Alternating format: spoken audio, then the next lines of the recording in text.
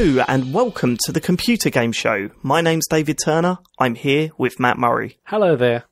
And James Farley. Hello. Oh, all right. Unfortunately, no John Denson this week. So we've got a special guest on. We've got Sean Bell from Midnight Resistance. Oh, sorry, formerly from Midnight Resistance. I forgot that ended. I forgot it was still about. I thought it ended years ago, but there you go. Hello, Sean. How are you doing? Right. Yeah, good. Good. It's nice to, nice to be a guest. It's a nice feeling. Yeah. Okay, that's a weird thing to say. Yeah. Right, I think I should probably start off by Sean, if you don't mind me talking about the workings of the show, what goes on behind the scenes. Yeah. James, I've given you a bit of a break recently, right? What's happened now? I've been relatively all right with you, right? Well, yeah, I guess. Right. No, James, you're not like the people aren't moaning at you anymore. It's me. I've taken the heat off you. I did you a favour. So yeah, David. I've done stupid things, though, isn't it, Matt? Like you've done. Yeah. Look out to the sea, boys. The tides are going to turn because today I got a text message saying, "Who's going to do the emails, tweets tonight?" Because we knew Denton wasn't on. Come on. And Matt replied, "You, mate." And James replied, "I don't really want to." But Matt put, "Let's get Sean to do it," right? And I put, "I don't want to edit tomorrow night," but there you go. It's just, and James put, "Sigh." Like, James, I'm not being funny, right? So Matt said, "Look, you do follow up, and I'll do the tweets and emails." And James replied, "Nah, I'd rather do tweets and emails." Like, it's just, who the fuck do you think you are? You're like the lowest member of the team, right? I don't understand why you go, I don't want to do that. David, look. After John took this over, everyone's just going about how great John is and all that kind of thing. He is brilliant, though, to be fair. How amazing the tweets and emails are and everything. Yeah. And it's like, I don't want to go back to that again. It's, the abuse and everything. It's like, I didn't fancy it. Well, let's continue with the abuse. What the fuck are you here for if you ain't doing shit like that? I do the news. I spend a long time handcrafting what news we're going to cover. Hang on. Go to polygon.com. How long do you spend doing that? I spend at least half an hour preparing this news every time. Crafting the news. I have to look at all the stories, then I have to think, what kind of reaction am I going to get? Is David going to lose his nut just because I've chosen something that isn't nailed down, absolutely certain happening about something that he likes? Nailed down, absolutely certain happening. Yeah, for sure. It's stressful putting the news together. Every time. He paints himself as like a proper reporter that's going out into the field to gather stories. Instead, he goes to Eurogamer. And I use a lot more sources than Sean did. I'm sorry, Sean, but every week you used to just go. I've come back as a guest, right? And look at this. Look at how I'm being treated. Every week it was just this. Every week it was just like, what's the rundown of Eurogamer stories? I've got real variety here from like a number of different sources. Polygon and Eurogamer. I've got Polygon, I've got The Verge, You've got Polygon Eurogamer, and The Verge, which are the same company, so that doesn't count. I've got Eurogamer. I've got half of these have been tweeted in by the listeners. That's what makes it worse. Yeah, having to do his job. Talk about this, James. Okay. I'll just copy and paste that into the doc and then say that I've handcrafted the news. What the fuck? I have to do a summary of each one, or as you lose it. It's stressful doing this. And then you're like, you got to do the tweets and emails again as well, knowing full well that all I'm going to get is abuse. It's like, I cannot believe we've got a news report that's complaining about doing a summary of the news. I imagine James now is at home dressed like Scott Shelby.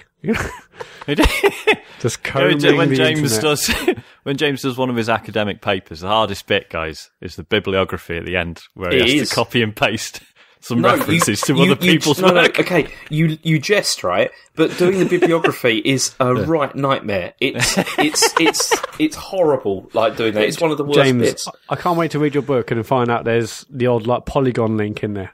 Oh god! Every page is just a link. Yeah.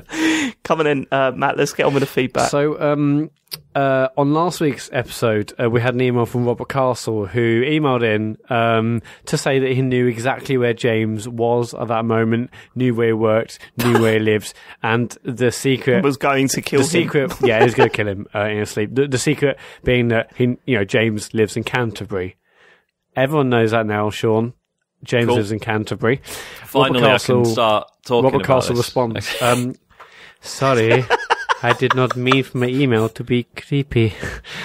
After hearing it read out, I realized no matter how I phrased it, it was going to sound creepy. I should have stayed quiet. But I do disagree that wanting to look at James's research is weird. It is no different than wanting to read a review that one of you has written or listen to the podcast. Hang on. Okay, but also, he could do that because I have written reviews. I know no one reads them, but you know, there are reviews he could look at instead. But go on. Yeah. Spong.com, Robert, if you're into that. I also don't doubt James's academic credentials. I know that different researchers, fields and universities have different publishing criteria. I was genuinely interested in his research. Where's this voice going? I don't know. Good luck with the book, James. I'm sorry for creeping me out. Yeah, I'm just messing you, Robert. But it's good to have a response. That's fine. I felt sorry for Robert after reading that email because with two reasons. The first being, like, when he wrote that original email, he obviously didn't think this sounds creepy at all. And then all of a sudden to hear us read it out like we did last week, he must have thought, oh my God, that it does sound bad. Right. And then to follow it up with exactly the same problem. Because I'm just increasing the creep, and you don't mean it. We know that. And we're only having a laugh and a joke or whatever, but come on, mate. Around. What I like, the police. Yeah. What I like is it's okay. So we know James didn't want people knowing about where he lives and stuff, right? And when he mentioned like the game reviews, he sort of mentioned it as if they're there to like deflect people. Like, like obviously your proper work is the academic stuff, but like the games reviews are just there as like chaff in case people start Googling you. And like, oh yeah, he's just this lad who writes games reviews, so no one actually finds your real work. He's hoping the game reviews like pushes other stuff down. Exactly. Have you put Spong on your LinkedIn yet, James? No. No, but he's put Polygon. Yeah, thanks for the email, Robert Castle. James Hughes emails in. Just wanted to give a bit of feedback regarding listener questions section. I noticed a few times here and then a question comes up that none of you guys seem to have an answer to, leading for someone to say, oh, I don't know, or can't think of anything for that. Just wondered if you guys maybe could have everyone do a quick skim of the questions in advance so you can think of some good answers. I think that's how they do it on the Crate and Crowbar podcast. Right, fuck the Crate and Crowbar to start with. Don't come at us with that shit. Oh, they do that in Crate and Crowbar. I don't give a fuck about Crate and Crowbar, mate. I've never listened to it. I don't want to listen to it. I've never listened to it. Apparently it's very good. Yeah, everyone says it's great. Well, fuck those guys, right? You listen to the computer game show. Fuck them, right? And fuck the Oscars. Also, yeah, I know. I kind of agree. There's part of me that thinks we should read up on them first. Yeah. And part of me thinks actually it's quite good to get sort of knee-jerk reactions to questions. So I'm kind of torn on that. But maybe we should experiment with like doing a little bit of reading up first. I think some people worse than others. I think I usually come out with an answer. It's not always a good one, but I do get there. Well, isn't this also, David, because you just don't... I mean, you never bother reading the doc anyway. I mean, I had to send you, like, the news stories by, like, private message to make sure you've seen what they are, because you don't bother reading the doc. Because I like reacting to things, like, I think I work better when I'm reacting to it live. I mean, I'm happy to read better, but I don't think it'd be as good. I genuinely don't. I think it's better when I react live. James, on the other hand, just goes quiet for half an hour at the end. That's what he does. That's how he deals with that situation. At least I'm trying. I'm putting the effort in that regard. What happened 2 weeks ago, right? James just went completely silent for the last half an hour of the show, even the goodbye bit. And at the end of it, you went, yeah, goodbye. Like, to us, on the off-air chat. So what happened to you, like, 2 weeks ago? I don't want to talk about it, because it's embarrassing. What's embarrassing? Did you shit yourself? No, because, you know, I've got, like, sleep issues. And it's like, you know, it's... Did you fall asleep? I didn't fall asleep, no. But by that time, I'm pretty wasted, so it's, you know, it's a bit difficult. You're wasted? So you and John are both fell asleep on the podcast. It's just me and you now, Dave. Last on the full sleep's a loser. The only survivors. It's the listeners that should be falling asleep on this podcast. I'm sure they are. Not the presenters. Not the hosts. James Hughes, that is a good point. I mean, maybe we should, but also time in it. On to some tweet feedback. Adam Wade just finished last week's episode, and for the love of God, Matt Murray, please stop talking over the others, or maybe it's a, in inverted commas, timing issue. He's got a point. Well, you do talk... Well, you've just done it again. You do talk over people quite a bit. It's just one of those things when you record over the internet, though, isn't it? Because you can't see when people are about to speak. No, it's impossible to see. So you just keep talking, hoping the other person stops talking. Yep. I mean, you're right, but there's only one person who gets singled out here, Sean. So, I mean, we'd all be having that criticism directed at us. That's a good point. Anyway, I know exactly what it is. Matt gets so excited. If he's got like a joke or something to say in his head, he gets so excited, and I don't know if I should talk about. Should I tell you? You don't care, do you? No, you're not going to get all bashful. When I edit your side of the podcast, Matt, you know I have to put a pretty good noise gate on it. Because when we're talking, a lot of the time you're going... Yeah. Have you noticed that? Oh, fuck. You see, I thought I was really bad for that. But am I not as bad as Matt then? No. Okay. No, you're nowhere near. I do it constantly. And I'll be honest with you, it's never annoyed me. Like, if it hadn't annoyed me, I would have said something by now, and you know that, right? It's never annoyed me, so I'm not that worried about it. But then if people listening are enjoying it, maybe you... should just take a little break, take a James Farley cat nap during the podcast, and we can all during the entire podcast. Yeah, sometimes. Yeah, why not? See you guys next week. Adam Capone, if John Denders is a proper member of the Computer Game Pod, does that mean he can now step in for Matt to miss this year's E3 so Matt can watch the inevitable Last of Us 2 blowout? I mean, I think it's a great idea, Adam. Happy Surely to John do needs to pay attention for actual paid work, though. Good point. Well, my point is this. One, he won't do that. He just won't. Yeah. You could say, oh, yeah, go on, John, you do it this, and he'll go, no, and then that's that, right? And two, no, Matt's not getting off of it this year. He's not getting away with this. He's definitely doing it this year. Sean next year. We've got a plan. We've got a plan. Oh, yes. James Swift Day. So last week, I mentioned, that Nintendo put a list out of the top downloaded games, and Mario and Zelda wasn't on it, and Stardew Valley was number one. James came up with some feedback. Matt was technically incorrect about Stardew being the number one downloaded Switch game. News reports failed to mention that the list was only for download-only games, hence no Zelda, Odyssey, etc. And it was for Western regions only. Well, it's good to have some clarification. But so that makes a lot more sense. They published the Japanese list as well, right? Did they? I'm not sure. Well, anyway, I when I read that reply, I was like, what the fuck is he talking about? But then just hearing it now, yeah, that makes total sense. So it's that they were saying these were the most downloaded games out of the download-only games, the ones that weren't available in the shops. Right, okay. Yeah, that makes sense. Wow, made a dick of yourself there, Matt. Yeah, maybe. Joe Burnham. It was still an interesting list, though. Just the fact that Stardew beat fucking it's a fantastic Minecraft. list, yeah, but Matt's main thing last week was going, well, interesting, no Zelda or Mario. I was confused even seeing this. Like, how can this possibly be that there's no Mario or Zelda? But anyway. But then you got all arsey when I said that doesn't sound right. But I was... Okay, next bit of feedback. Joe Berman. Greetings to JCFR, living down the hill. I've been listening to Computer Game Pod and Joy Pod from the start, and I never knew I lived so close to the real main one. That's another one of your Canterbury buddies, James. You seem to really relish saying the word at the moment, Matt. Is it because you don't feel liberated that you can say it? Yeah, because all the years have not been able to say it. Yeah, and it is a satisfying word to say, You have been able to say it, it's just that David has to bleep it out. Yeah. But you said that you don't really care, it was only a joke, but now you seem to be a little bit worried by how many times we're saying Canterbury, James. Yeah. Especially when I start reading out the postcode. And the last bit of feedback, I guess, is... But some of you may have seen that I posted a picture on our Instagram of me with the Mario cereal. Because, it looked like I thought it'd be a nice photo opportunity. Got some feedback about that. First from Matt Charlesworth, was just the word prick, wasn't it? Well, a couple will say that. Matt Charlesworth, Inverted Normals on Twitter, who actually sent the seal. So thank you once again, Matt. So happy to see it's brought a smile to the little lad's face. Adam Turner, I bet it would have made Harry's year waking up one morning and seeing Mario's cereal sitting on the table. Yep. James Swift. I mean, we haven't done it. We don't do that. We're not in an American sitcom, but we just get it out of the cupboard and pour it into a bowl. But fine, boy. Yeah, James Swift Day, dick move. That's it. I mean, Brad Davies, I love the thought of you getting your other half to take his photo. Jill, can you take a photo of me in the Mario cereal? Actually, she was out. I had to do it on my own. It took about an hour and I was sweating like a pig.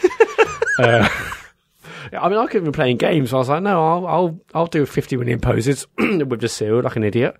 And I want to hear, knowing Matt Murray, he'll probably eat he'll eat a quarter of the bowl of the cereal, decide he hasn't got time to eat the rest, and eBay the rest. That was good. That was James Farley. So, Good on, James. Thank you for that one. Anyway, happy to report, I've sent the cereal away now to other people who deserve it more. Who? You and James have got it. Oh, look at you, Matt.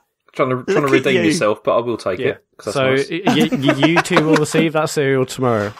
Do you know the beautiful thing is that Matt's thinking that he's doing something really nice for me? I bet you're thinking that, right? What? It's more for Harry and for... Yeah, that's it. It's for Harry. That's the thing. It's not about me. I'm not going to try it. I'm not going to... Oh, yeah, I desperately wanted to try it. You've got to try it, Dave. You won't notice a little bowl missing in the middle of the night. I'm going to try that.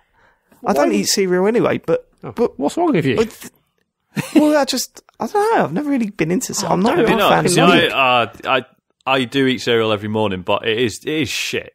Like, yeah, I mean, it's just like pure sugar. Whoa. Jordan's it's just pure sugar. Hello, come on. And I'm just like, oh, it's 10:30 and I'm hungry. Well done, cereal. Well done, me. Exactly. It's at 10:30 in the morning cereal, 10:30 at night cereal. It's a perfect snack. Fuck, I love cereal. I love cereal, and I didn't even eat the special Mario cereal. So, anyway, James, Dave, there's a 3 and a what? A 4-year-old? Is it Asher 4? 5? James? Oh, he's falling asleep again. Sorry, you cut out. James, are you asleep? No, sorry, you cut out. Bollocks, Oh, whatever. Absolute bollocks. What? So is Asher 4, 5? He's 4. How old is he? So this is what I'm talking about. This is he's a 4-year-old. Do you know what I mean? I can't remember the original point. Where's this going? Brilliant. Yes, I can't James, remember. your son is the age he is. Yeah, fuck's sake, James. No, there was something about, like you were saying, I don't know. Fuck it, Sugar I'll edit count? that. Anyway, last bit of feedback. Possibly the saddest bit of... What's that? What? Go on. Possibly the saddest bit of feedback we've ever had. It's just from Darren Gargett. Literally ironing clothes, not inside out, and use the iron spray feature using the tweet section. During the tweet section, thanks for the advice, David Turners. I mean... Yeah, I mean, I'm not going to hate you on that. For starters, he was showing jeans, and jeans, it's not so much of an issue to iron it inside out. I gave him some props for his ironing board. You always need a lot of padding on there, otherwise you get that little grill shape ironed into your clothes. That's never good. I'm not hating on how you iron, but just a couple of tips to help you along your way there, Darren. I hope you enjoyed the iron chat. Okay. Yes, that's it. Very much it for feedback. Ending on a blinder there. If you want to tweet us, it's at ComputerGamePod on Twitter, or you can email your feedback to thecomputergameshow@gmail.com. James is going to earn his crust now. Let's hear the hand-picked, what was it, handcrafted? Curated. Yeah, it's been curated, yeah. So anyway, the first thing we've got is Xbox Game Pass, which is going to include Xbox exclusives on the day they launch. And this is really good, isn't it? This is actually makes it worthwhile, I think. This is going to begin with Sea of Thieves in March, and then all future games are going to be like released. It's not like a timed promotion, it's just going to apparently continue like this. All future Microsoft... is it Microsoft Studio games? Or this is the only thing that's weirding me out. Regardless, it's brilliant. The 3 games they've mentioned that are definitely coming game one to the Xbox Game Pass is Sea of Thieves, Crackdown, and what was the other one? State of Decay 2. The zombie thing. Yeah, State of Decay 2. Yeah, sorry, you did say that. You were just a bit quiet then, Sean. I missed it. That's State of Decay 2. Okay, that's we've one. got that. Cheers, mate. Does it include Forza? Yeah, I'd imagine it would. I mean, it says here moving forward. They haven't announced it. So if you get an Xbox and this, you don't need any games then. Yeah, you see, this is why, right? You see, on the surface, this sounds brilliant. Like, it sounds really good. Oh, James, how can you turn this negative? Can you just listen, right? Because there was GamesIndustry.biz did a really interesting, article on this. That's another website James goes on to get the news. It is, because it's a quality one, generally. But, because one of the... Same company as Eurogamer, by the way, doesn't count. Yeah. Go on. So, what they talk about is that actually, particularly for independent retailers, this isn't a great thing, actually, because it's going to potentially destroy, the second-hand market, long term. And they talked to like this Australian game company who said they're not going to stock Xbox products anymore because they don't feel there's any incentive to do so now because of Game Pass. Because if the company is just selling an Xbox and they're like, okay, well, you can just go and get all your games like through digital download, why, this shop doesn't need to exist anymore. And although obviously you can argue that, yeah, well, digital is the way things are going, it still means that, especially shops like Game, who really cares, but the independent ones, it's kind of a shame that they may disappear. But the other thing that I thought about with this, that I thought maybe is a potential downside, is that this is going to really funnel people towards these like exclusive games, which obviously this is really good for Microsoft. But what do you mean? Well, no, it's because, okay, if you've got like games come out every month and they're like exclusive ones that came on the Game Pass, right? People have paid for that. They're more likely to play those things, which means that their attention will be diverted away from other stuff, like particularly like indie games and other releases that aren't affiliated with Microsoft. It's the same kind of thing that happened with... No, can you let me finish, I'm right? not on board with that. That's bollocks, can you just shut up and just let me finish, right? It's a little bit similar to what happened with PlayStation Plus. It's like, if you got your game on PlayStation Plus, it was, it'll do, you get like a load of money, does really well, everything. But then a load of other stuff doesn't get on that, and it doesn't get recognised, it doesn't get noticed. It's like, this is really just going to push people towards, like, Microsoft's exclusive stuff, which obviously for Microsoft is good. What games didn't get noticed because they weren't on PS Plus? Have you got an example of that? Well, I can't, exactly. I remember any indie developers could, like, write in or whatever and say, how they feel about this. Because, I remember when we were talking to, Andy about this, he was saying that this is one of the sort of the double-edged sort of side of these promotions and stuff, is that some get noticed and other stuff doesn't. And it's kind of, maybe not so fair. I'm not saying that this is definitely what could happen, but there are potential negatives to this. The other side is, doesn't this also devalue games in general as well? By saying like, this is like a tenner, all games on this service are worth this. Do you see what I mean? Well, yes and no, because if you're comparing it to the second-hand market, which devalues games anyway, you go in there, they're £5 or whatever. I don't think it's the same. Like when we were talking about that with Andrew, it was more compared to Nintendo, who actively do not do this stuff. And when you go and buy games second-hand for their consoles, they're like 30, 40 quid. It's ridiculous, yeah. But with Microsoft games, Sony games, Ubisoft, Activision, stuff like that, the price does come down pretty quickly anyway. So I think, if anything, this is going to inject more. Like, I was thinking, you look at some of the games that dropped to 20 quid within a month last year. It was insane. It was insane. In fact, over the past couple of years, a lot of games just fucking tumbled into the £20 mark. But isn't that because they all get released at about the same time and there can only be one winner or whatever with that? Possibly. I don't know enough about, in terms of trends and stuff when it comes to purchasing games and that. I don't know the business side of it. All I know is that if you're arguing that this is devaluing games, I would argue back that no, games are devaluing themselves pretty quickly, regardless if they're on a download system or a download program or not. I can't get on board with the fact that just because a game's come out on, say, Xbox Game Pass, other games are not going to get attention. I don't fully agree with that. No, I'm not 100%. The PSN, the PlayStation Plus problem we've sort of had is actually that it's less about diverting attention away from games that are on it versus not on it. It's more that, I sort of fancy a game, but I'm actually going to wait a few months because it'll probably go on PlayStation Plus. So I think that's arguably the bigger risk about these things. Yeah, well then isn't that the same problem with this as well? It's like, I'm not going to bother that because it's not on Game Pass.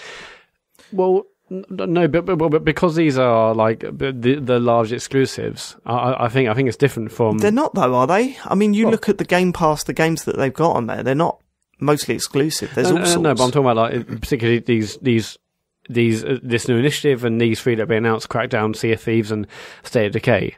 Like I'm not saying I'll just wait a few months and it will be on a different service. I think it's good. I think it's amazing. I think it's really. For like, was it like £10 a month or whatever it is for this? It's £10 a month. Yeah. This suddenly makes me think maybe this is a good buy. Really, I thought it was £8 a month.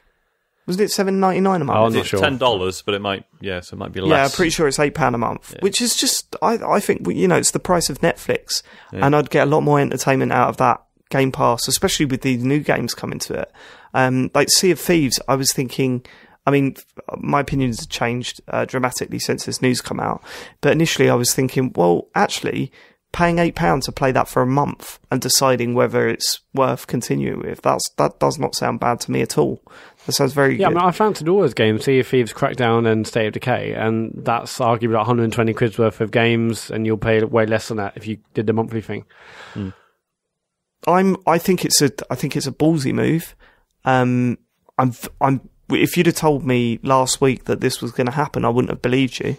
But I think it's, from a consumer point of view, it's fantastic. I think it's a great thing to do, and it's another. I mean, Microsoft have been on this boat of allowing people to subscribe to a game service more than Sony have for a while now. Sony, I think the only service on there is still PS Plus. There's no EA Access. There's no. You can't access their games in this way. I'm not saying it's going to be a game changer, but it's certainly more appealing. Definitely. And as I said, like, there's certain types of people that come up to me and say, what console should I get? I mean, it would be hard to say, because you know that they ain't buying the latest games that come out and all the third-party games. But if you say, look, you get an Xbox One and pay £8 a month, you'll get all these games for free. The and only then 20 thing, quid for EA Access, which is still who is this for? the only downside to this at the moment is that you need Xbox Live Gold to have this Game Pass, right? See, I'm just wondering who this is for, though, as well, because, like, I think that saying to somebody that they've got to pay £8 a month is a bit, like, people that are not really, like, massively into games, I think that's quite a hard sell. When they can, I don't think because it's like if you've already got like stuff like you've already got Netflix, like the number of the stuff that you're paying for every month, like on subscription, like increases and increases. There's more and more stuff all the time. It's like if somebody can go into like Game or whatever and they can pick up like a second-hand copy of a game for like a one-off price or whatever. I think people are more likely to do that than they are to spend. I actually think the opposite. I think people are now sort of £8 a month with like, I'll pay £8 for Netflix. I can play like hundreds of games for in inverted commas for free, just for £8 a month. I'll do that, and then they'll do that. They'll forget about it, and just like people forget about the gym memberships and stuff. I just think that games, like in a way, I just think they're different to like film and TV. Like you can watch like a lot of TV, you can watch like a lot of movies over a month. How many games can you complete over a month? Yeah, but no, that's bollocks, because how much game time do you put in over a month? Well, it depends, doesn't it? But you can still... and especially with parents as well, on it genuinely, with parents as well, you look at them, they don't go and hunt around for the cheapest game they can buy. Their kid tells them what game they want to buy. They go into Game and see it's 60 quid. And you go, what the fuck? But when you turn around and go, or, if you get an Xbox One X, you pay £8 a month, there's 150 games, and every new Microsoft game is coming out for this console. The big one's going to be Forza. When they turn around and say, yeah, Forza's coming to this subscription service, £8 a month rather than paying 50, 60 quid in a shop, like, that just sounds way more appealing. If I was a parent, I'll definitely do this. I'll pay £8 a month, and then they got like shitloads of free games. James, do you think things like Spotify and Netflix also seriously devalue music and TV and film and whatnot? Well, they undoubtedly do, yeah. has for music, yeah. But in my mind, that feels like the new value. Like I don't know, like that music now feels like it's a £10 a month, and I get all of it, right? Versus a £8 or £9 an album I used to pay. So problem is though, like essentially, you're making his point for him. Yeah, that is devalued it. It's devalued. Music to me now is £10, and I get everything. Like this is the new value, whatever. I think what worries me is that Spotify, like it's well known that artists get fuck all for being on there. It's just this, it sort of pays dividends with regards to like finding new audiences, and then you can generally tour in more places and stuff like that. So it sort of works out, but it's still pretty sketchy. Netflix is supposedly hemorrhaging money on a daily basis. Loads of definitely. Money. So how is that going to work out? That's the worry, isn't it? That's the worry with a game. They can make the talks. That's the thing that's worrying me. Like that's the main concern. It's these a developer like Rare. They're now going from thinking we'll have an influx of cash with people spending 40 to 50 quid on our game to now it being part of the subscription service with loads of other games, how much of a cut do they get of that? But I mean, it also reduces like the price of any of these exclusive games to basically £10. Because even if I'm not going to subscribe to this long term and I just want to play Sea of Thieves, I ain't going to buy the box copy for like £40 or £50, am I? I'm just going to try this for a month. You know, and it just means it's £10. Yeah, instead. it'd be interesting. I'm really interested to see how this works out. Yeah. But I'm as I've said, taking the business side out of things. As a consumer, it's fucking blinding. Well, yeah, because brilliant. like I say, every other sort of similar thing, PS Plus, EA Access, whatever. Like, yeah, you get some games out of it, but you're never expecting actual new shit. I know the way EA Access does, like, you get 10 hours of a new game and then you can buy it for a slight discount. That's smart, but you always accept that you're not really going to get anything like, any sort of like heavy hitters on there immediately as they come out, because that doesn't make any sense from the company's point of view, because they're just going to eat into their own sales with it. But this is just another cool example of Microsoft obviously just being like, look, we'll just fucking take it on the chin for a bit of Look, goodwill. We fucked it. Yeah. We need to think of something. Let's Exactly. just do everything. But, and as Free a consumer, Xbox One X, everyone. But also, I mean, this is also realising what they wanted to do right from the beginning as well. Like with the original like Xbox One, the Which idea was just goes this. to show how poorly they messaged. Yeah. Like when you look at what they were saying back then and bring it in, like take the core ideas from it, they're not actually that bad and they're quite forward thinking. But the way they explained that system to the consumer and to us, it was fucking insane. They made it sound absolutely atrocious. well, that's just it, yeah. Because at the like obviously at the time it's like, oh yeah, if you're offline for 24 hours, you'll lose access to your games, and everyone's like going absolutely nuts, and we all did. And yet now it's like, hey guys, there's this subscription service where you have to pay and you get all these free games. Isn't that amazing? Like that. If you're offline, you probably lose access to your stuff. That might well still apply to this, but no one would bat an eyelid because it's an online service. So whatever, who cares? Like you just sort of accept Here's that a that's question. a potential consequence. Here's a question. If that E3, Don Matrick walked out and there was no Kinect involved with the Xbox One and they had the subscription service from day one, Yeah. do you think it would have done better than the PS4? It's hard to say because, like I say, sort of looking back at the criticisms we had of the Xbox One back then, it was like they obviously just wanted it to be primarily digital, and maybe we just weren't ready for that. Yeah. I mean, we said at the time, when we were chatting about it, we said, if you remove the disc drive from the Xbox One, and everything they're saying would make more sense. Yeah.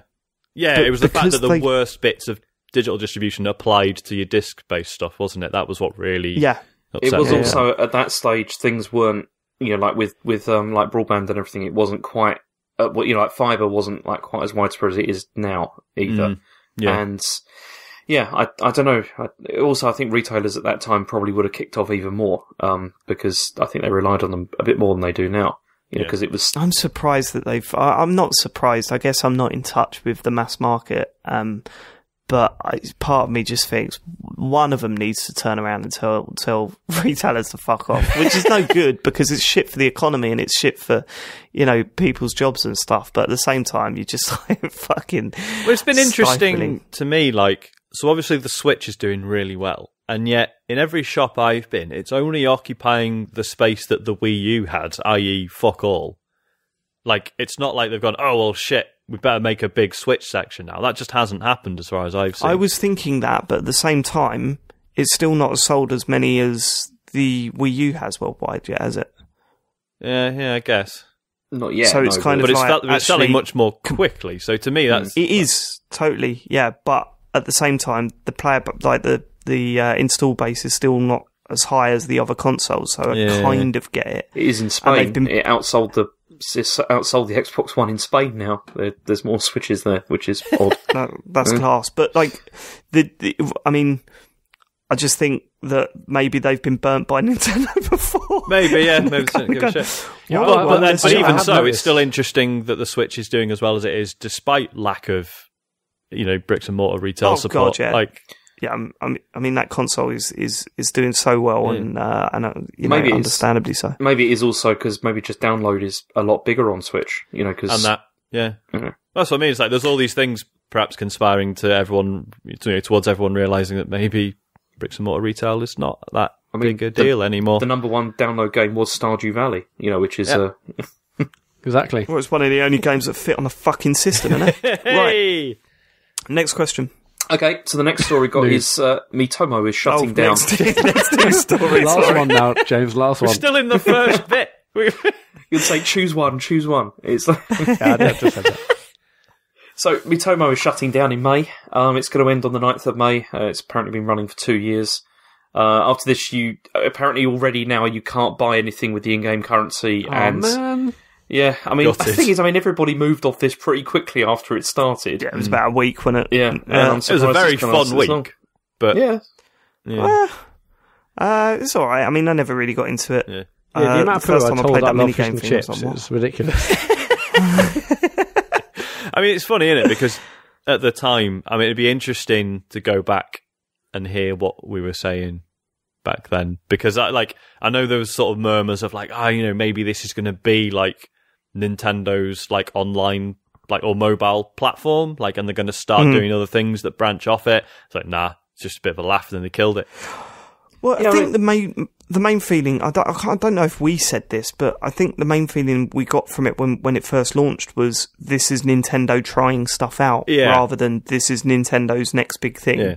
And it certainly felt like that when it first came out. It felt like more of an experiment than it did their future. So, I'm not surprised that they're closing it down now. Yeah. What I would love to know, though, is that, the day before they announced that, how many people logged on and active on it? Like, I'd love to know that number. Yeah. It's not going to be Definitely a more lot, is it? lawbreakers. All right, Matt. What is your problem with Lawbreak? You proper got it in for that. it's because John's not here, so he's like, he's all right. He can do all these He's gags giving it now. all the big one. Yeah. Oh, you're a prick, John. Next news story. Fucking hell, James. When Matt's getting knocked the fuck out, there's going to be loads of people around you with mobile phones going off, guys shouting, World Star! It's going to happen. Oh, I love Go on. World Star. Okay, so the next story is Facebook. They've got this new game streaming service, and it's part Is of that Facebook. the title of the news story? Well, it's Facebook's new game streaming service. Was the one I handcrafted. Yes. So anyway, so this is a new part of Facebook Live, and they've done a deal with Germany's ESL, like for this esports tournament. So all the streams from ESL are going to be exclusively on Facebook. But the big deal with this, according to The Verge, is that it's because Facebook can like cross-post everything. So all the streams can be like distributed across different pages. So there'll be a lot more sort of visibility of what's going on. And also there's a possibility of streams being supported in VR, because of, the Oculus connection and all that kind of thing. And apparently there's been no technical issues either. But I mean, Matt, you're big into the streaming. Do you think anyone's going to care about this, or is it still just going to be Twitch? And I don't think they will. Yeah, I mean, I think it's going to take a bit longer than a few announcements to make people switch. But they've obviously got the infrastructure that is going to arguably support more things than Twitch, no doubt. But I'll be fascinated to see where it goes. Like, if they're still doing it in a year's time, or what they're doing. I mean, I'm sure we said like ages ago, like, why aren't Facebook doing this? I'm sure didn't they do like one? I'm sure with Facebook Live they said, okay, they're going to be doing some game streaming. We can, it just made sense they would do this. So. Yeah, I'm not surprised they've announced it, and I'm certainly interested to see what happens. Because I think right now you can stream from OBS to Facebook Live on a brand page. I think. Okay. Because I've seen some like websites do it, but yeah, but it's interesting. Obviously, YouTube Gaming announced. Well, YouTube announced YouTube Gaming, and then you can stream for YouTube. And at one point, loads of people were doing that, but it does feel like everyone now is just streaming on Twitch. Twitch feels like it's Twitch has won again. regained it. Because it's be like interesting to the see what happens. problem I have with the Facebook gaming stuff is that there's my family on there and stuff. So getting involved with that sort of shit, it's like, it's not that I'm embarrassed. It's just that I don't want to bother them with my nerd shit. You know what I mean? I don't need to see any of that. Yeah, I mean, it's fascinating, and in 2 years' time, it'd be interesting to see where it is. But right now, it's just an announcement, and we'll see where it goes. Microsoft are trying to make Mixer more relevant by adding like those like tips and all that kind of thing, like you get on Twitch. But yeah, I'm not surprised. Mixer's doing well though, isn't it? Is it? I mean, I'm seeing it reported about quite a bit. Yeah. So yeah, I mean, in news stories about streaming events and stuff like that, and I've seen Mixer being spoken about. So I just going anecdotal. I assumed it was doing okay.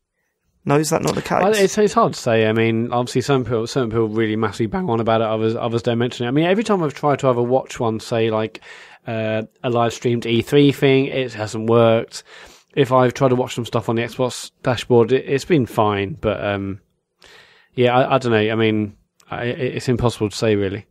I mean, they've got some great features, particularly one where you can, like, 4 of you can stream together on the same stream channel, which I think is really cool. It'd be great if Twitch did that. So Mixer has got some good stuff, but it's impossible to say how big it is, really. Okay, next story. This is actually going back to the whole retail thing. Game has doubled the amount needed to spend for reward points that you need, which is quite funny. So they've made the changes for the loyalty scheme. So now you have to spend twice as much to earn the same number of points. So the reference point for this is that you have to spend £100 before getting £1 off now. Fucking hell. Brilliant. So, but buy an Xbox One X and you'll get $450 off. Yeah, Brilliant. basically, yeah. It's and also, I mean, this also applies to their £36, Elite loyalty card thing as well. So, yeah, I don't see what the point of game is at this stage, apart from They straight to the point. Apart from can't trading have in long copies of left FIFA. again, Yeah. surely. Like, I mean, I know, like the How many years have we been saying that, Sean? No, but it's like I think they're due their sort of mid-generation dip again, aren't they? But then I suppose the PS4 Pro and the Xbox One X might have helped with that a bit. But, it's always The like Switch as well. Well, yeah, and the Switch, yeah. Because usually it's like halfway through each generation they start dying. They usually signs start coming out. They usually rally round around Christmas, don't they? Obviously, because they get a bit of a bump, and then it's like it hits about sort of July, and you're getting the news stories again about the share price, and they're selling off all their stock again, and the whole thing. Their retail year is like my monthly bank balance. And I'm like, oh my god, I don't think I'm going to survive any longer. And then you get paid, and it's like, yeah, come on, let's buy everything. Yeah, so right now, game, we're in the super noodles for lunch phase. Yeah, oh, totally. They're in the trying to scrape around in every little bit of your car to try and see if there's a 20p like that's gone somewhere. So you just survive the day. Okay, fine. It's not much to talk about there. Nope, but okay. Next one we got is okay. No, but okay. Next story. I was thinking of it. I was going to say a joke, but then I just thought, no, it'll fall flat at this stage. So I thought I'd leave it. Well, you should say anyway. Go on, James. It was going to involve FIFA 97, and like you said, scrabbling around for 20p's behind the sofa, and it's like maybe that's what they're doing with copies of FIFA 97. Yeah, you push it. Next story. Yeah, it's better to just leave it. Wouldn't it?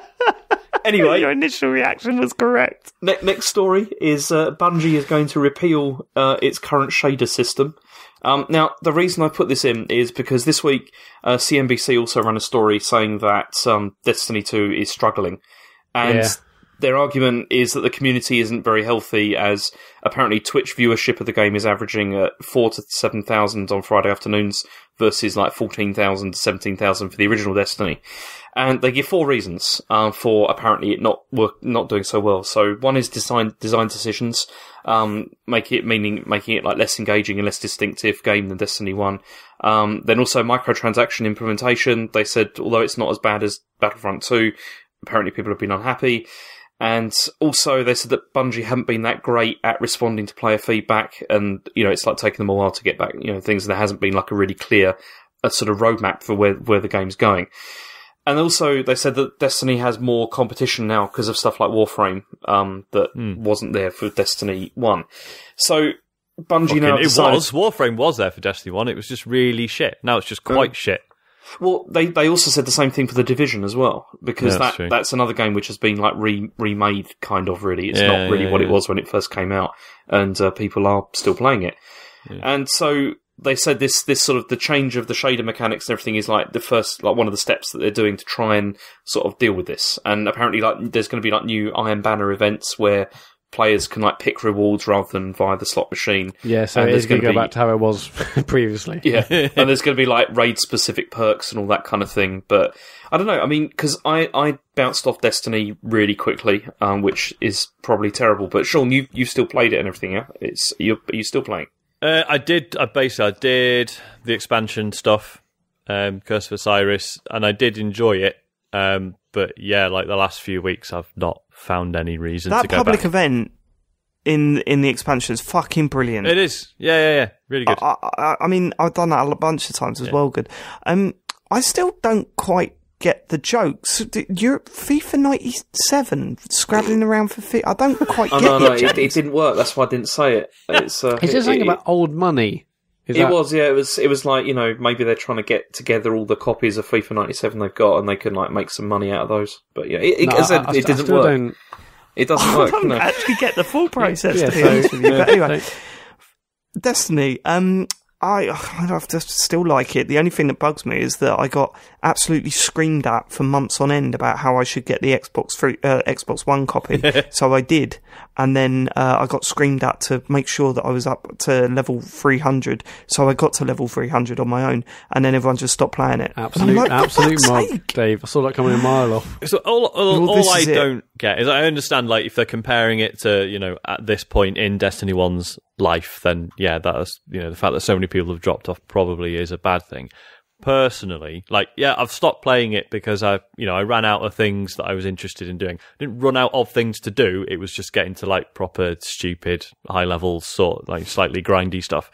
And I've got other games. There is part of me But- thinking that maybe we're wrong though, Sean, because you know it's clearly not doing as well. Well, yeah, this is what I'm as saying. Like, people expected. to me, I'm just like, well, yeah, I've stopped playing it, but as soon as the next expansion's out, I'm there. And to me, Yeah, I'm all that's over not it a again. problem.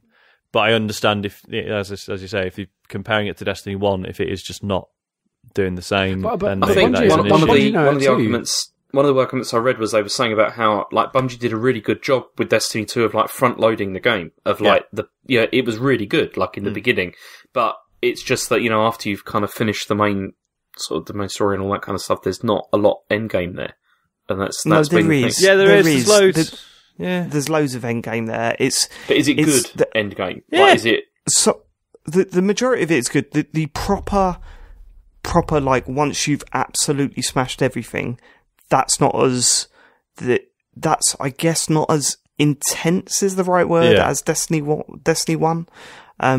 But I mean, I still liked a lot of the endgame stuff. As I said, there were still disappointments. You know, when the game first came out and we were all playing it and we were working through the main story, and then we were getting to the stage where you're constantly doing strikes rather than, you know, the high level endgame stuff.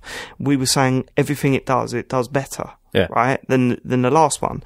And then when you get to the sort of high level endgame stuff, that's when that changes. That's when that, when you go, actually, you know, what was it? What's the Iron Banner? Wasn't that good? Some of the other bits and pieces they introduced wasn't as good as it has been previously. That's the stuff that I think's weak.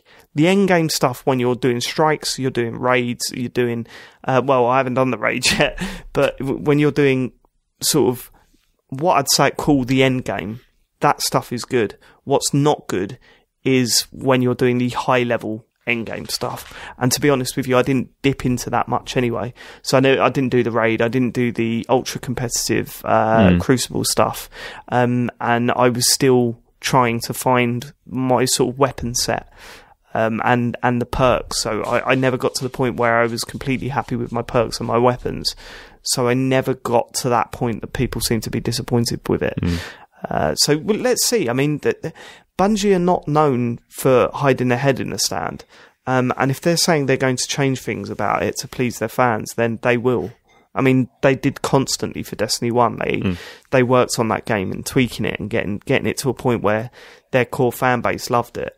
And I think they misjudged it slightly. I mean, they said before Destiny 2 come out, this is a game that we want you to play intensely and then put down for a couple of months and then come back when the next expansion comes out. They probably shouldn't have done that. They probably shouldn't have gone for that because clearly that's what people are doing, and it's not it doesn't seem when they're putting it down, it's never in a good way. It seems to be in a frustrated way that there's not more shit for those people that do put hundreds of hours into it to do. So, I'll be interested to see what the next expansion's like, because it needs to be a banger, really. Okay. Yeah. I mean, the thing is, right, is I had another news story, but I don't really want to run it because I know that you're going to. I know that You're you're going to have going to now. Why would you say that? You know they're going to force you to do it now. I know, but it's because Run I think the it's news interesting. story. I think it's interesting.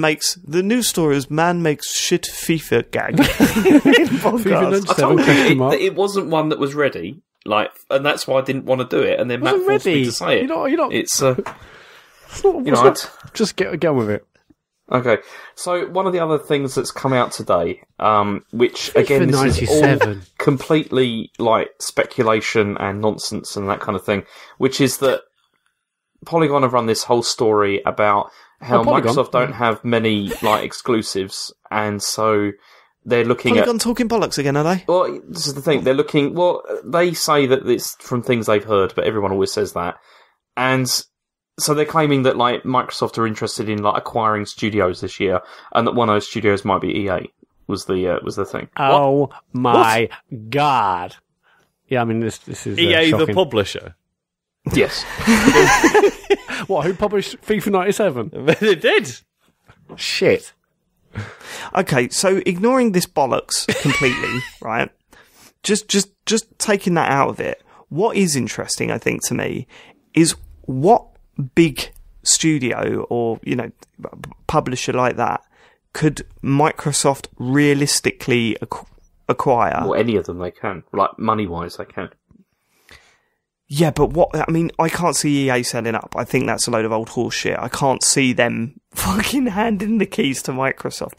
I just can't see it happening. Can't they? No, But I don't know, money 'cause I- talks. I mean, why I wouldn't... could see that happening as long as there was a like like how Minecraft. They bought Mojang obviously, but then Minecraft still comes out on other systems. They could do the same sort of thing where like the sports games still come out on other machines. Oh, imagine if they bought EA and FIFA's exclusive to Xbox. The entire industry would blow up. Well, But they wouldn't do I that. think It would still be multi-platform. Well, this is it. I mean, I'm thinking Konami. Could they buy them? Who would they? That would be like Konami is a good shout. That would be. Why I wouldn't don't they think want they'd to? bother though, would they? These No, days, they're not doing anything. They're they're done, Well, aren't they they? bloody love pachinko obviously they're machines. not. But think of the fucking licenses they've got. yeah. For example, Pro Evo is not the biggest football game in the world, right? But having that exclusive to Xbox One would be an interesting prospect. Then, to completely fuck over Hideo Kojima, Microsoft owning the Metal Gear license. That's pretty funny. That's pretty funny. Ubisoft, do you reckon they could buy them? And No, if they could, what would they Vivendi do are with supposed the... to in for them, aren't they? They're always going for that. The other company they talked about was Valve, and that would make because that would make sense in terms of owning Steam, because then they could bring that under control. Valve up are on making PC. more money than Valve would never do that. There's like literally no point. They're making money. They don't know how to make games anymore. Yeah, but See- if Microsoft owned Steam, maybe I wouldn't have to use the fucking Microsoft store anymore. Exactly. They could integrate all of that into not games for Windows And again. then But they could forget that. kickstart I'm Half-Life not 3. even thinking that's not why they're going out and acquiring these places. They need titles, right? Yeah. They need I Yeah, so mean, buying Valve would be pointless. well, Absolutely. no. I'm not saying it would be pointless at all. That's what I'm saying. If they were going for Valve, that's what they'd be going for. They'd be going for the Half-Life license. Because that's what be they'd say, going though, for wouldn't they? Because they'd be Left like, 4 Dead. we bought Steam, we bought Valve, and there's a new Half-Life coming now. That's that's what Imagine we're if doing. Imagine if you bought Valve and then you just right, deal's done. Come on, show us Half-Life 3, lads. Yeah. And they were just like, no, we're not. We We really scrapped it. haven't done We anything. really have done nothing. Yeah, We're rebooting Half-Life imagine- with Super Lucky's Tale. Sean, imagine it if Microsoft bought Valve and they bought Valve, they owned the Half-Life license, and they announced free at the E3 that Matt had to miss. Imagine Ooh, trying to tell I him that wonder. and have him I mean, believe it. That might actually top F-Zero Night Run. That might actually top it. Yeah, but now, if it does happen, There's no way You you'll can believe believe us it. because we've done this basically, bit even now. if actually it happened, I still wouldn't believe it. So it doesn't matter. I mean, you could literally show me every bit, prove every news story. I was like, no, you've literally faked everything on Polygon.com. You've faked the videos. You've faked the reactions. I wouldn't believe you unless I saw it with my own eyes. Even if they didn't buy it, right? Even if they didn't buy Valve, which I think is insane anyway. I mean, if they said, look, we will pump money into Valve if we can have Half-Life and Left 4 Dead, like, exclusive to Xbox One, that might turn turn a few heads. I don't. might. Does Half-Life still have the same like effect as it would have Fuck off, done? James. You kidding me? I'm not. It's no for people. Okay, for people. Of a certain age. Yeah. Exactly, it's for people of a certain age, but the people that they need to buy Xboxes are people that already own like PlayStations and stuff like that are not but it's not necessarily about that. interested in that stuff. It's not about that, because forget about that. If they announce Half-Life 3, this is all bollocks. This isn't going to happen. We're not saying love this. it. We're I've all taken talking it in. about I've got to say, Half-Life. I sort of resent that we ended up talking about that for a while. That was I just want to clarify that, right? None of us believe this is going to happen. But if Microsoft was to bring Half-Life 3 on the Xbox, I even saying it's stupid. It's not okay. That's not a recognisable for the younger audience. It's not very, but it will be plastered all over every news site. Everyone will go crazy on Twitter. Doesn't matter what age you are, you will not be able to avoid that. Do you know what I mean? Yes, like a man Shenmue 3. stood up and cried when Shenmue 3 got announced.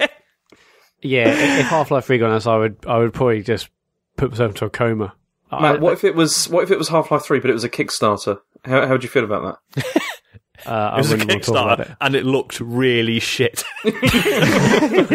I'll jump off. They said it was a new trilogy, even though they didn't finish the first one. It's I mean, yeah, it's Microsoft have options out there, I think, and they're clearly insane at the moment. Oh God, I've just had another thought. We're bringing out Half-Life 3, which will be will be on our subscription service from day one, and it's free to play, or is it coming this holiday? This holiday season. Talking of Half-Life, though, I always feel weird when that conversation comes up, because I've liked both Half-Life games, but I've never had that sort of love for the series as so many people have. And I've said a million times, like, I would much prefer a new Left 4 Dead than a Half-Life. Yeah, like it's. And I've been I shouted remember, at, so I get it. Obviously, I definitely remember having my mind blown by Half-Life 2. But then in hindsight, it's really easy to just be like, well, I had the physics puzzles, but fucking hell, what doesn't these days? Which isn't Half-Life 2's fault, it was the first. But it doesn't feel that remarkable. Maybe it's worth going back and having another go. Maybe there are things about it that we've sort of forgotten. Or... Yeah, I mean, I did play it Xbox about 4 years ago, I didn't played I? Xbox in 2008 or so, and it was still brilliant then. Oh, that's 10 years ago. Oh, fuck, that's 10 years ago. Oh, shit. I need to lie down. Right, okay. We've just talked horse shit for far too long. The story is, are they going to buy people? I'm sure Microsoft are literally looking every day about who they can buy. They're a massive company with loads of money. Every company's looking at acquisitions. I mean, yeah, fascinating to see if they do. I think it's more I want to likely. see them do a wild bid for Nintendo. They've tried that before. That was a rumour, wasn't it, a few years ago? They've tried it on numerous occasions. I always try that. Wasn't there like a League 3, like a League 2 side that bid for Suarez when he was headed over the Real Madrid? I'd love to see the same thing from Microsoft. I mean, like Sony's like divisions aren't making shitloads of money. Just buy Sony and win. No. Right. Okay. Go on. That's it. That's all I got, that was the ultimate. We peaked bullshit there with that one, Matt. And now it just felt like okay. I sucked you in. Let's stop. It's like it happened. I got you to speculate You on didn't want to read it out. nonsense. Don't act like this was your brilliant plan. You didn't even want to do it. We got it out of you. That's what I wanted you to think. There is a reason why we got Sean on, and I'm feeling a bit tired. So should we get onto the Monster Hunter World chat? Because that come out. Because we got a load of questions about this. How do you want to do this? Like, I know. You see, let's do your quick summary. No, let's do your quick summary of the game, very quick. Yeah. And then let's do So quick. Let's do last question, James. Last question. Just pick one. No, go on. Right, what's it like? Is it good? It's fucking yes, brilliant, it is, mate. I feel a bit bad, right? Because Dave, you asked me like if you should get it, and so this was prior to it coming out. I was lucky enough to blag a review copy. So I've been on it for about a week. Oh, I've got contacts, mate. Yeah, but how you've got no like you got nothing. Yeah, now. I know. I'm fucking nobody. But basically, David asked me if it was worth him getting it, and I was like, probably not. Like, as a long-time fan of the series, I was like, they've made quality of life improvements, but I don't think that like the way the combat handles and stuff, and there's still a lot to get your head around. I was like, I don't think they've done enough to really get new people into it. But fuck me, have you seen Twitter? It's blowing up. It's been absolutely nuts. I mean, I know that's probably just, the people we know, and it's the bubble we're in. I don't think it's going to... Have you seen Twitter? My mates really like it. Yeah, my 3 pals are well into it. But it's been smashed sales figures, and it's sold like 5 million in 3 days. That's it? Yeah, it's the biggest Monster Hunter already ever. Fuck. Oh, I didn't know that. Okay, no, I was assuming it was going to do like pretty good January numbers. But no, that's nuts if that's true, yeah. So yeah, basically, it's just been really interesting. Like, they've changed stuff and they've removed a lot of things that if you told me they were going to take out, I'd have been like, oh, well, that's making it easier for people, and I don't know if I want that. But actually, of the things they've removed, I don't miss a single one of them. It's just tiny things like you have, like, so in the older games, right? So sometimes you can find little mining points where you get ore and stuff. Or you have like a net that captures bugs, and you have a thing called a whetstone, so that when your weapon gets blunt through usage, you have to sharpen it again. They all used to be consumable items that you had to remember to bring with you. And you'd have to keep buying or producing them and making sure you had them on you at all times. And they took up an inventory slot. Now you just have them, and they're just infinite use. And it's like, yeah, of course. Why? Like, who gives a shit? Why did it's just loads of little things like that. It's like, yeah, that's just one less thing to think about, and that was never fun. So, fuck it. And it's it's so good at just removing so many little roadblocks like that now.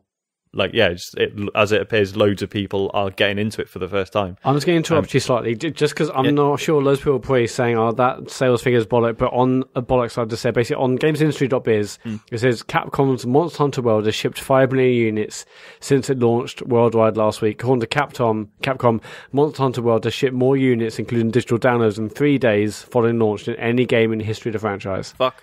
Okay. So it's done well. Well, it says shipped, obviously, but Yeah.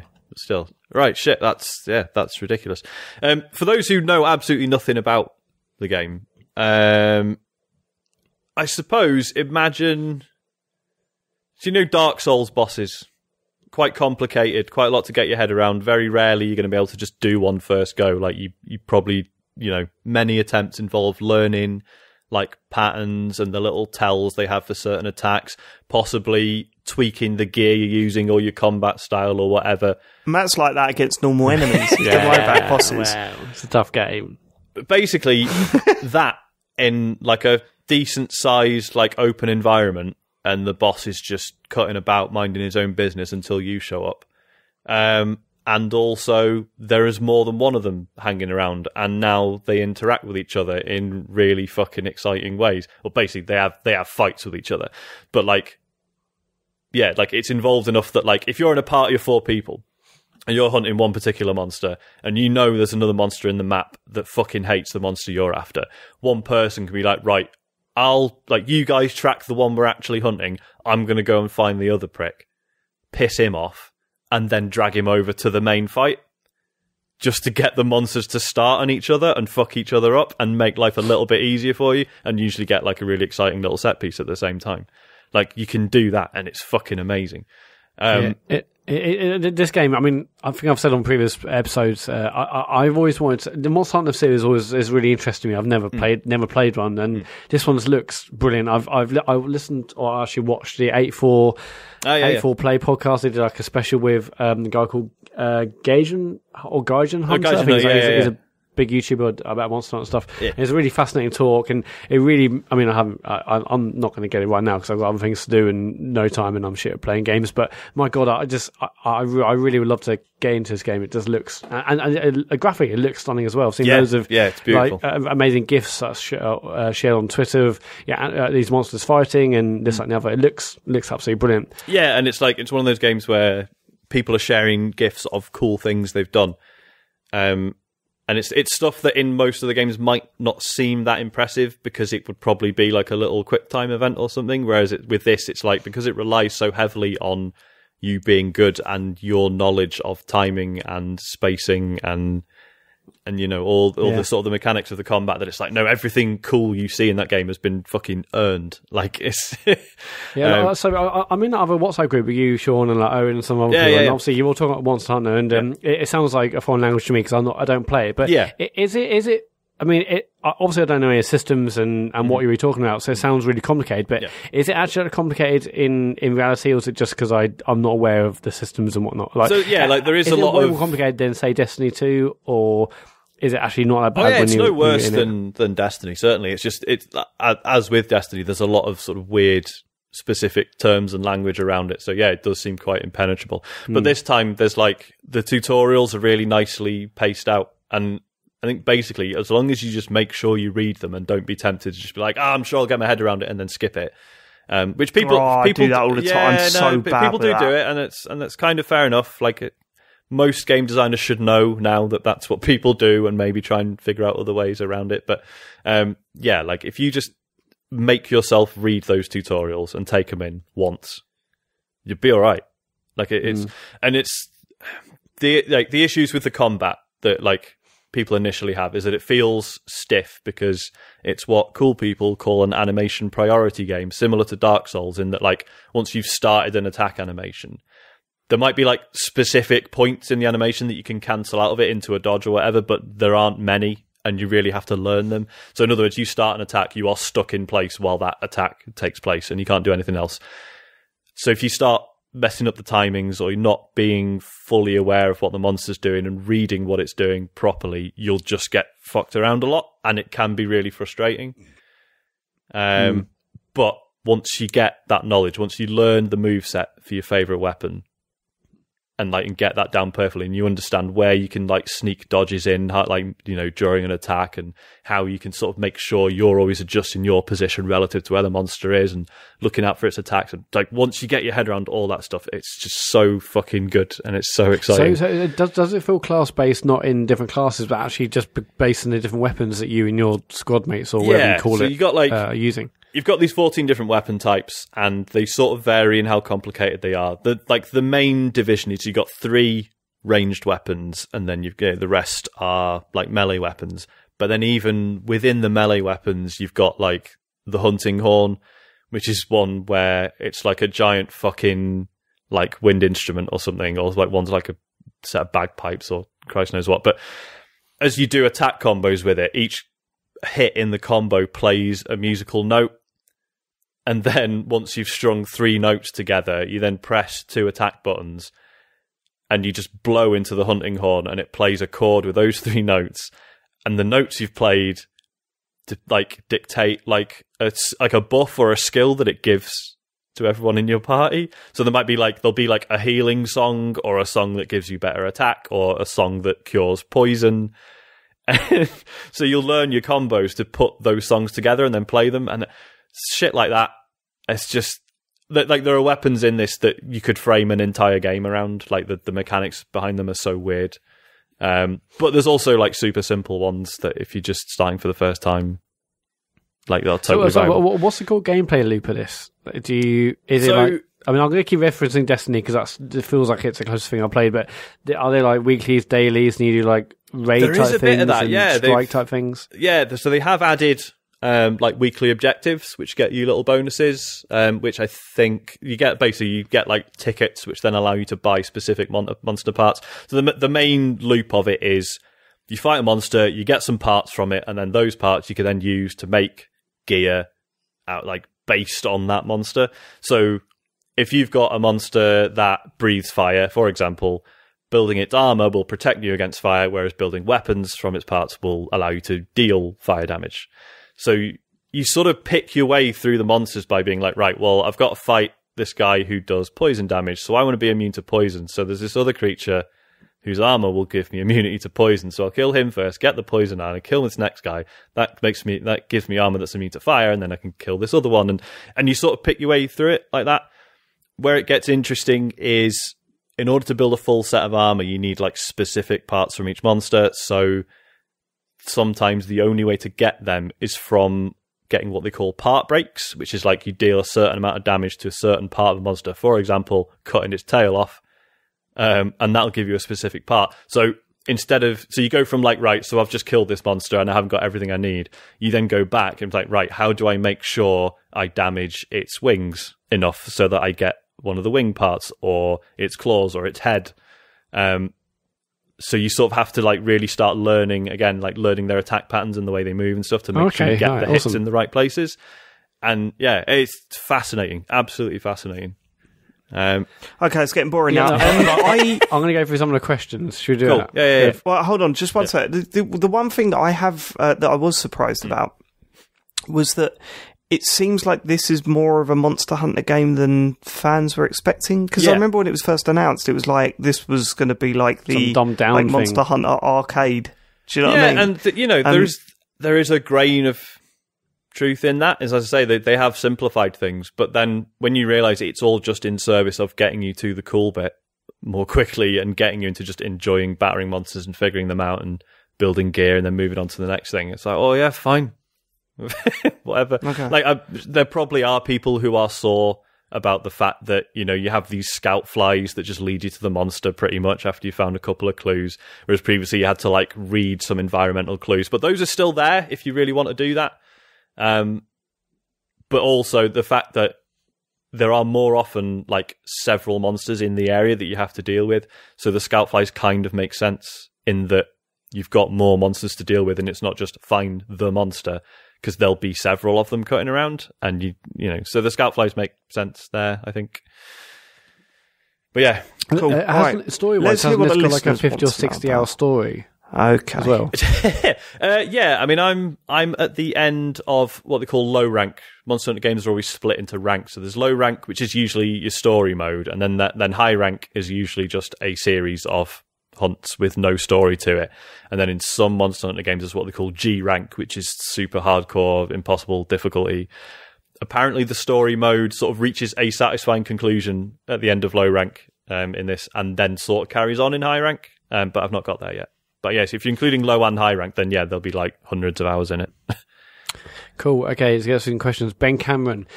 Sean, any tips for a Mon Hunt noob in regards to being a good team player? I just want to be useful and not piss anyone off. I'm currently maining a heavy bowgun too. If you're maining the heavy bowgun, your main thing is making sure that you're doing the right elemental damage. So with bowguns, you have all different I was going to say types. That. Yeah. Another cool thing they've added is that now you can actually, like, when you fight a monster, you build up research points against it, and then you have your little book that tells you about the monsters and tells you like what their weaknesses are and stuff. Previously, that information was like encoded into the game, but people had to like figure it out and then write wikis on it, which you'd have to have up on your phone if you wanted to be able to play the game properly. That's just in the game now, and it's just integrated really nicely. So yeah, if you're going to go on hunts, check whatever you're hunting, check what its elemental weaknesses are and make sure you got the right ammo. That's probably a good... Awesome. Joshua Garrity. Sean, which two classic monsters are you hoping will be included in the World's DLC just so you can witness their territorial dispute? What was the one? Congalala, who was a giant ape who used to eat mushrooms, and he would fart out different effects depending on what mushrooms he'd eaten. This is a stupid game. It's a very silly game.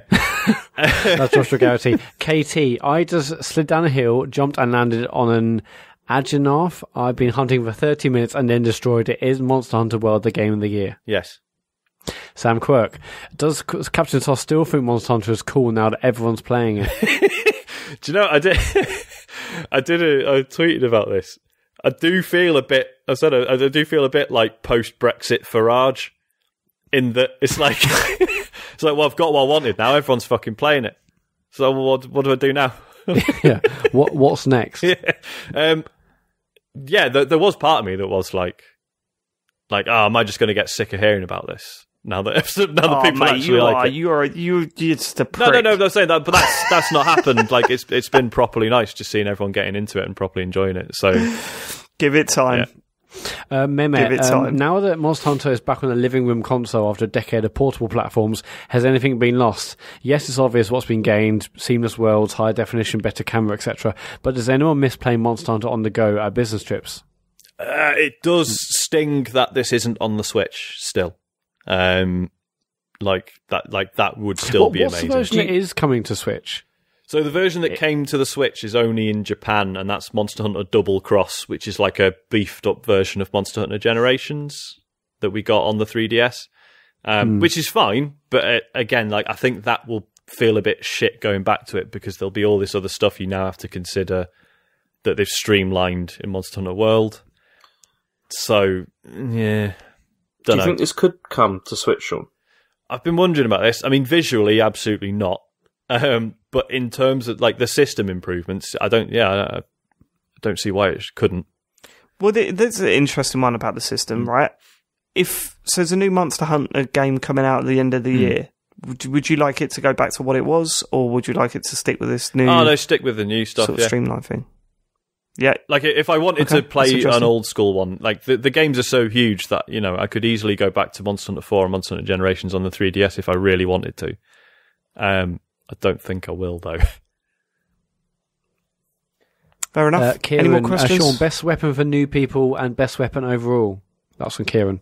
So the sword and shield used to be the best starter weapon, and then they sort of I think they realised that basically the series had got to a point where it was only like diehard fans playing it. So they sort of made the sword and shield a bit more complicated, and they like added these different oils that you could coat it with to give different effects and stuff like that. And it was like they were trying to get it up to the level of complexity of some of the other weapons. This one, again, they've properly dialed it back and just been like, no, it's a really good, really versatile, quick and easy beginner's weapon. So yeah, sword and shield, totally. Like all the stuff I was saying about the animation priority and how like once you do an attack, you're stuck in it. The sword and shield, that is like, it's the least evident there because the attacks on it are so quick. You can move around like while you're attacking more than you can with any other weapon. It's got like this wicked aerial attack that's dead easy to pull off. Best weapon overall is totally personal choice, man. Like people love weapons that I absolutely can't get my head around and vice versa, which is part of why it's so good. Do you think is this going to be the game that you're constantly playing and it's going to ruin other games, or is it? Or I think there is a chance of that. But then I've got a kid and I'm poor, so fine. This is the perfect game for you. You've got it now. This is exactly. This is your Like sometimes you can be in a point in your life where it's like I'm quite happy to just have one game to obsess over for a bit. I don't need to get everything as it comes out. I think I'll just be okay with this. Did you play the previous games for 9, 12 months at a time, and you can, regardless of how this is just what you're going to be playing now for years, or I don't know about years. I don't know what their plan is content wise. The rumor is because the PC version's coming out in August or something, and the rumor is basically when that comes out, that will launch with G Rank, which they will then add to the console versions. So that'll be fine. So is that like another level cap? That's basically thing? Yeah. So yeah, that's like another extra difficulty to get through, and then adds all the monsters suddenly get new attacks and stuff like that, which is a big thing to get your head around. So nice one.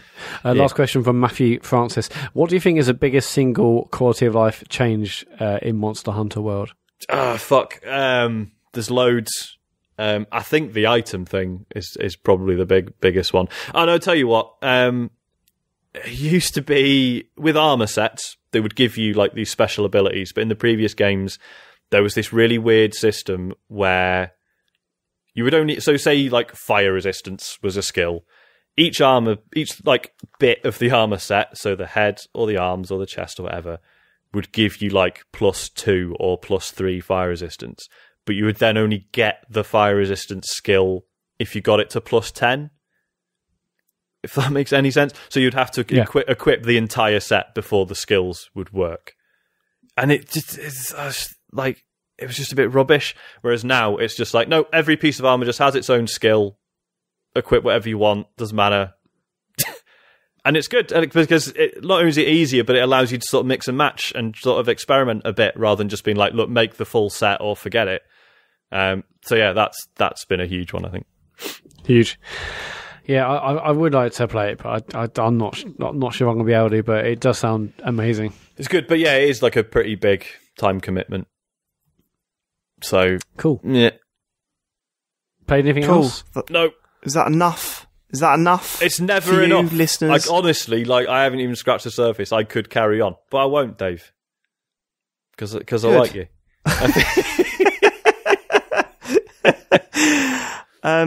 Well, I'll do what I've been playing then as well, because it's I suppose, well, it's not out yet. What is it? The closed beta they're calling it for Sea of Thieves. Yeah. Come out, James. Are you there? Yes, I'm here. Yeah. Just double checking. Sea of Thieves closed beta come out this weekend, and I gave it a go. I didn't know what to think of this game really, because I've said before that I'm sick of seeing it because we knew what it was like, and it felt like they were trying to. I don't know. They were showing me. It felt a bit No Man's Sky to me. It was like every time I saw it, I went, "Yeah, it's just co-op pirate stuff. I get it." You know what I mean? And it was kind of like that with No Man's Sky. It's like, yeah, it's massive. Okay, fine. Just let's play it now. Because it feels like we've been seeing this game for years, which we have. I did not expect to enjoy it as much as I have done this weekend. We played about 3 or 4 hours straight on Friday night. And then I woke up the next morning and Harry was up and I couldn't face another hour of Mario Kart 8. So I said, hey, have a look at this pirate game. And then played it for another hour. It's really hard to explain. Because it reminds me of so many different games. One of which really stands out is Overcooked, because you are essentially, it's a lot more complicated than Overcooked, but you are essentially doing a series of too many jobs that are quite simple to do. So I was very nervous when I first started playing, because I thought I don't really want to be in charge of steering, because that's probably quite difficult. And it's not. Within steering the ship for, 5 minutes, I understood what I needed to do. It wasn't straightforward. It's not like you're going, okay, I'm turning left, I'm turning right. What you're doing is wheeling the steering wheel about, but you don't know where the centre is, so you're constantly adjusting the steering so you're going the right way. And then when you're approaching an enemy boats or a island, you've got to be careful on how and when you swing the boat around. Then there's like raising and lowering the anchor, which is just you pushing like the stick forward or pressing the X button at the right time. There's setting the sails so you can pull them down and you can turn them left and right to catch the wind. Then there's fixing the boat, which is simply picking up wood, going up to where the holes are in the boat and patching it up, then getting your bucket out and getting water out of there. It's all very basic tasks, but because there's only 4 of you on the ship and there's so much to do, you're constantly running around the ship doing stuff, and while you're doing it, you're constantly shouting orders out or telling other people what you're doing. So another great example of this is the map. So to navigate around the islands in Sea of Thieves, there's a map on a table. The map is downstairs in it's nowhere near where the actual open deck is, and where the people are setting sail and where people. So not only have you got to have one person sort of navigating and feeding that information to the people on the boat, if you all go down and look at that map, only one of you's controlling it. So if there's 2 of you trying to work out where you're supposed to go next, there will at least be one of you going, no, go down, pan down. I think it's down there. And even that, so it's like everything in the world is created to try and generate team talk, if that makes sense. Everything you're doing, you're constantly... So, for example, I was steering, and essentially I'm steering left and right. I've got a compass. but the guy who's navigating is going, right, we want to head northeast. And I would always reply northeast. Right. And the reason I was doing that is to confirm to the person that was navigating that I understood the direction and that's what I was doing now. You know what I mean? It's that sort of, it goes from you fucking around on a ship going, oh, look at us, we're crazy, to all of a sudden you've created your own language around the game and you've all got your own tasks. Like, I'm not that brilliant at shooting the cannons yet, and we had a couple of people on the team that were. So I would be on the cannons, but the moment our boat got hit, everyone knew that I was running down to fix everything because I was just like grabbing wood and fucking getting all the water out. And if I needed help, like if there was more than say 2 or 3 holes in our ship, I'd be shouting out, okay, I need someone else. And then they'd be coming down and focusing on getting the water out, so I wasn't underwater fixing the ship, which slows everything down. It's just all teamwork. It's incredibly fun to play. The only concern is whether it has legs, and that rests on 2 things. And remember, I'm playing a beta, and when I call this a beta, I'm saying this is a beta. This ain't a demo. This is not a demo. They are like, I've seen ridiculous articles in the week about how the beta has been a disaster. The only way you know it's a disaster is if the game comes out and it's got all those online problems then. I mean, they're clearly patching, trying things out, changing things within the game to stress test the servers and seeing what works and what doesn't and where the game falls apart and where it doesn't. This is the problem, what's happened with betas now. They're being sold as pre-order bonuses and stuff like that. And that's when you go, that's not a beta then, is it? It's a demo. And you're using it as an incentive to make sure you're going to buy the game. And that's not what they're essentially there for. That's not what they were there for before, the whole, when the public got to play these betas. They were there to test shit out. And that's definitely what this feels like in this game. There's not as much in it as there will be in the final game, I'm sure. They're constantly tinkering with things. And when I see some articles coming out going, this beta's shit, you can't even get in, I'm going, but they're trying shit, and the communication's been great. They're constantly talking about Twitter and what they're trying and where it's going wrong and what you should do. And it feels good. It feels like this is what it should feel like at this stage. The only problem, right? So the success of this game, popular. I mean, this was like #1 game on Twitch. I'm not sure if it still is. This is it, isn't it? It was like more than Dota, more than PUBG. So in that way, it is being quite successful already. And I can understand why people are enjoying watching this, because when you get 4 people working together, it's fucking funny. It's funny. Like watching the way people chat to each other and the way they're describing each other's actions. It's Dave, what's the objective with this? I mean, are you playing against other players, or is this going on missions? This is what I'm getting to. Yeah.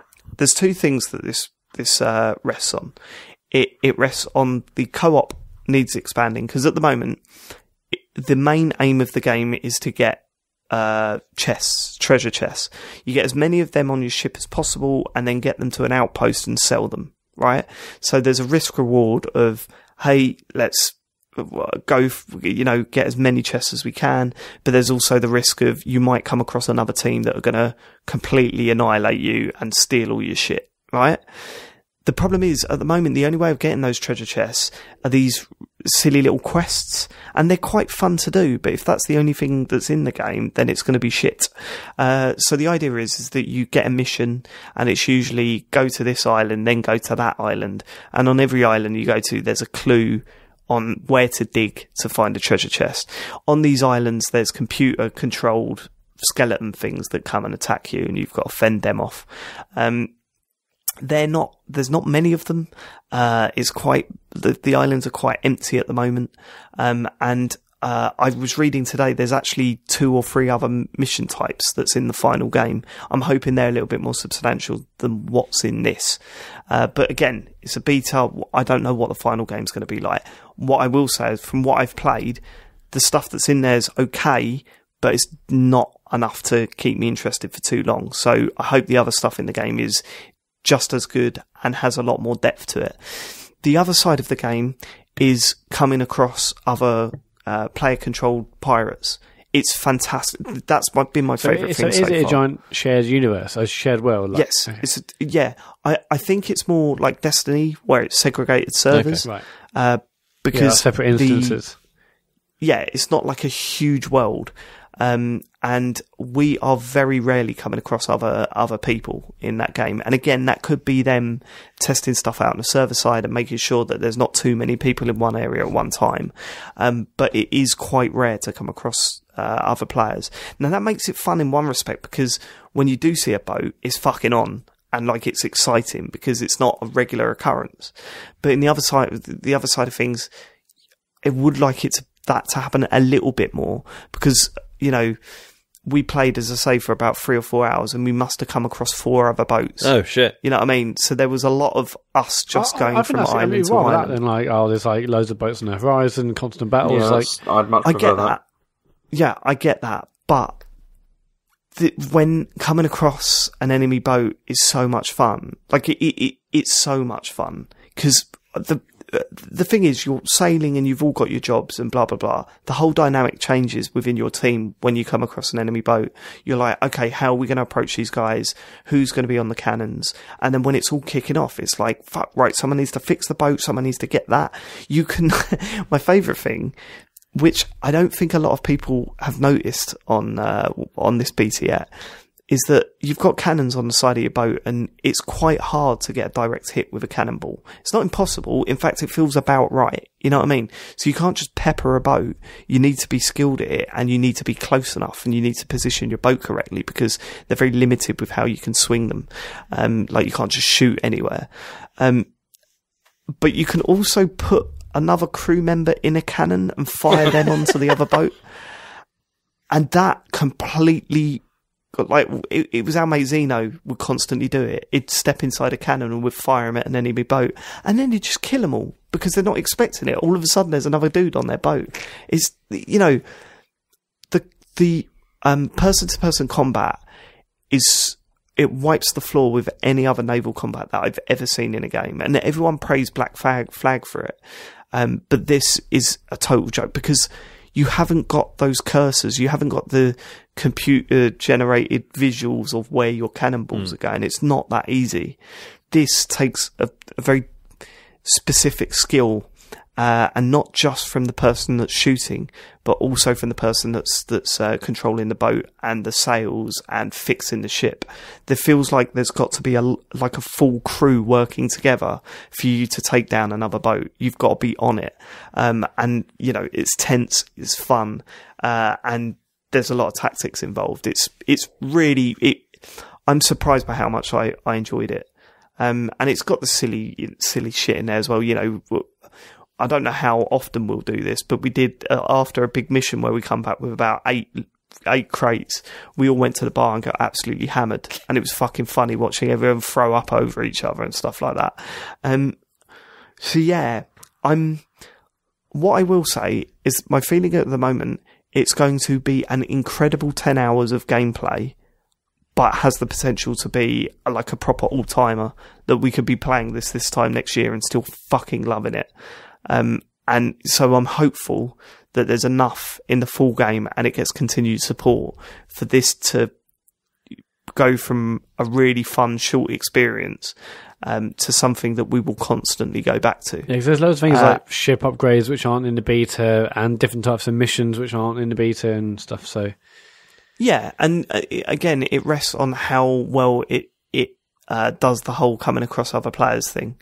I think it needs to be scaled up a little bit, not too much, as you say, because you don't want it to be like a complete nightmare. But it does need a little bit more of a chance of you meeting other people. Presumably, there could be like events and stuff in the future as well, like where you could have I think groups to get together or whatever, you know, several ships, you know, that kind of thing. I think there's sea monsters and stuff like there's that. definitely sharks in the E3 stuff. Yeah. I read something where they said somebody's figured out there's like a kraken in there somewhere, is. which would be interesting. Yeah. And so yeah, see, because there's sharks in it at the moment. There's sharks in the beta, and that's really funny because we've had moments where, like, there's been a few moments, I'll tell you.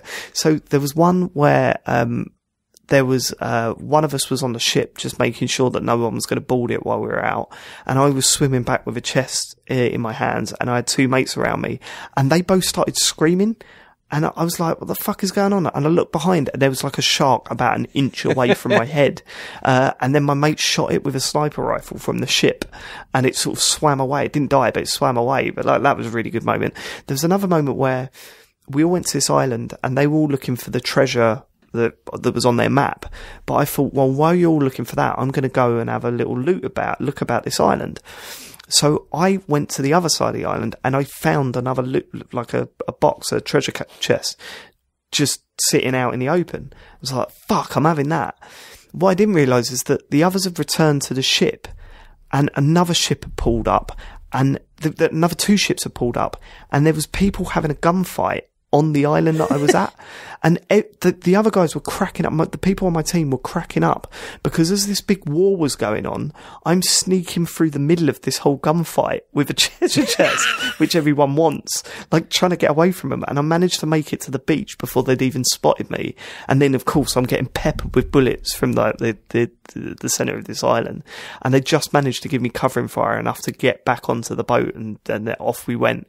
But not before absolutely bombarding their ship with like cannonballs as we were leaving, so they didn't chase us down. What does the gunplay feel like? So obviously it looks like quite basic, but is it fun? It's insanely limited. It is fun. It feels like a it doesn't feel fully fleshed out. It doesn't feel as good as, say, Destiny or anything, obviously, like that. But it's well limited. You've got like 5 bullets. So you've got 5 bullets on a pistol and 5 bullets on a sniper. And the sniper is very limited on how far it can fire. How's it compared to something like Fortnite, gunplay-wise? Pretty similar, I guess. But again, less manic, because you've got essentially 10 bullets, and the only way you get more bullets is by returning to your ship and going to the ammo crate. So you've got to be a little bit more sparing with it. The main form of combat you'll be using is your sword.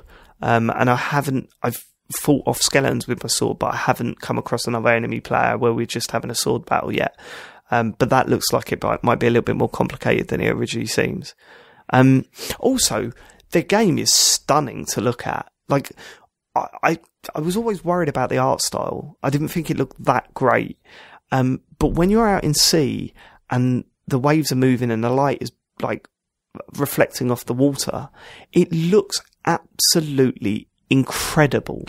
It's just, like the actual characters themselves look shit, but everything around you, like the wind moving, the sails, and the boat like bobbing in the water, all that stuff looks fucking stunning. I've gone from being mildly interested to bang up for this, and I'm fully aware that there's a chance that it's not going to be as good as it could potentially be, but I'm willing to take that risk now because we had so much fun with it Friday night. This could be an all-timer. I'm not going to call it, but I'm a lot more hopeful. I haven't had a chance to play it up to now, but because there were some issues when the beta first started, they've extended it for another couple of days. So I think it runs until the 31st, so that's Wednesday. So if you're listening to this on the day this podcast comes out, you might still have a chance to play it. I'm hopefully going to get a chance to play it tomorrow. It does look great. Is this the last beta? Are they doing an open beta? I've no idea. I mean, I guess I won't assume so, but who knows? But the only way to get into this is through like pre-order, isn't it? Like you have to pre-order it to get a code. No, because I think if you sign up as like a Sea of Thieves insider before December or January, you automatically got added to this. But also, if you pre-order, and I mean it's easy to get a code. You just go on Amazon, order the game, use the code, and then cancel your pre-order. I mean, it's such a stupid system, but there you go. You're not breaking any laws or doing anything wrong. Just do that. But my word, like Sean, I genuinely think you'll love it. Matt, I know you're going to love it. James, I think you with your mates that you play every Friday, I fail to see how you won't have fun with this. That's what I thought, but then I just thought of like one of these people in particular trying to work as a team. Yeah, it could be hard work. is a big problem. So, Yep. Sean, you've got to play it. Yeah, I've got access. It's just finding the time to play it with people. Are you on tomorrow night, Dave? I will most likely be on tomorrow night. Yeah, give that a go. We'll try and get a room together. We'll try and get a boot together. Nice one. I want to give it a try. We tried the other night, but you were busy. the crazy thing is, well, that's the problem. That's the problem with our group of friends at the moment. It's so unpredictable that how many people are playing, and it just so happened that at that time we had 4 players, and that was that. And really, you need to play this with 4. I've not played it as a 2. I played it as a 1, which was fun, but nowhere near what a 4 player's like. 4 player just seems perfect. I don't know, man. I'm really, really excited now. It's just, I love that teamwork. Are you shit. excited because it's it. only going to cost you $10 if you get your Xbox Games Pass? Yeah, man. And plus, it helps, doesn't it? Half-Life 3. exactly. Definitely cancel Sorted. that pre-order that I've got. There's no point. How much is it? Is it Yeah, is it I full think- whack? Yeah, it's full It was price. Shit. Was it? Yeah. Not 40 quid. I thought it was 40 quid, wasn't it? No, it's 45. I could be wrong. I can't remember. It's Who 50 at cares? game I mean- currently. It's gonna be good. I think it's gonna be good. It's such a weird one to worry about because I know that there's more stuff in the final game, but there's still, that stuff has to be a little bit more interesting than what's in this, which it should be. But fuck, yeah, looks good. I'm excited. Sea of Thieves better than I thought it would be so far. Stick that on the box. Speaking of good games, James has been raving about a game called Celeste all shit. week. I have, yeah. And this is a game that was recommended to me by John Denton, because Well, we're all huge Towerfall fans, Yeah. so I've never played it. What? So I've never played Whoa. You Towerfall. have played it. Well, yeah, I played it at your house for a very brief, for about 20 Yeah, minutes. it was a or whatever. 2-player thing, so it didn't really work. Yeah, but still. But no, because when that came out, I was in China and didn't have like a PlayStation and the whole thing, so I never played that. But I mean, this is also a style of game which I've never really been. You see, I really love platformers, but I've never really been into that whole like this is really hard. You just have to keep repeating it until you get through it kind of thing. Because that's Do you not play Super Meat Boy? no, I don't play that either. Because for the same reason, I just thought that doesn't look interesting to me. But I mean, I was completely wrong, and now probably I would like to play Super Meat Boy because this game I really loved. Because I mean, the whole point of this game is you're supposed to be trying to climb to the top of a mountain, and it takes place over 7 chapters. And basically, the reason I found this obviously really interesting is because each screen is a platforming puzzle. And like death is obviously really frequent, but it doesn't matter because the restart is really close. So you die, but then within a second you're back to where you were. So it doesn't really matter. So the whole point of the death is it's a learning experience, and they keep telling you this as well. Like during the there's like these sort of like little letters that you get, and it says things like every death is a learning experience, which is kind of cool. But then what happens also is that each chapter you get like a new mechanic that you have to try and figure out so that you can like traverse the level. And it's like this new mechanic. It doesn't like sort of help you really. I mean, it does help you, but it's not like something which is like a power up or something like that. It's just like you need to figure this out so that you can get through. Which is it works really well. And I mean, in each level, there's also all these like optional strawberries and stuff to find as well, where like you can go into like one of the rooms and there'll be like a strawberry somewhere, and you've got to try and figure out how to get through that. And the puzzles for those get harder and harder and harder. And in the beginning, I was like making sure I was going through and trying to collect all of those, but by chapter 3, they were getting seriously challenging. And then I was just like, okay, I'm going to come back to this because I just want to see what comes next. Because each chapter, although it takes place on the mountain, is completely different. Like the visual style is completely different. Like the objective of what you're trying to achieve by the end of it is completely different as well. And that kind of works. And also, I mean, you find these cassette tapes as well throughout, which unlock even harder remixed versions of the levels you're playing. And they are very, very difficult. I mean, there's also an interesting backstory, which is sort of, a story which is being sort of told throughout this about sort of like, based on like the idea of like persistence and also like feelings of depression and everything. But I don't really want to go into that because it's really well executed, works really well, and is quite touching. But yeah, it's great, and also fantastic music. But I mean, the best thing about it is also towards the end of each chapter, you have these like boss battles where obviously you have to combine all the skills that you've learned through getting through each level to try and get through them. And some of them go on for like a really significant long period of time where you get to the point where you're like, I don't think I can keep doing this. I don't think I can get through to the next stage. I just can't do it. And then, but you do, and then it's like, it's got to be over. This has got to be the last one. It's like, no, there's another one, and it's even harder. And they just keep like ramping it up, and but it feels so good. Like when you get to the end. I mean, I played through the whole thing like, well, not, the entire game 100% kind of thing, but I completed all, like, the 7 chapters in a day, because I had, like, a day off work, and I just sat there, and I just couldn't stop playing, because I just wanted to get through to the end and see what was going to come next. And, yeah, it was quite a journey. It's, also, the other thing they have added to this is you can use assists, and so they add these, like, things like, like, more air jumps and things you can do, or, invincibility, this kind of stuff. But, I didn't use any of these because I just thought that sounds like cheating and I want to see if I can get through, but probably for the remix levels, probably I would, because, yeah, they're really, really tough. But, this has turned me on to, like, a genre that I think I could probably become really quite addicted to, because it is, just keep trying it over and over again. It is really interesting, and it is interesting to see, the way you can learn, and the fact that it's just trying to figure out these platforming puzzles, which you don't really get, so much in other things. But it's fantastic. Matt, you've been playing it as well, yeah? I have also been playing, yeah. So I obviously love Towerfall. I knew about this game and I was excited about this game, but I hadn't really looked too deeply into it. I didn't know it was a really, really hard game, and obviously I'm shit at games. So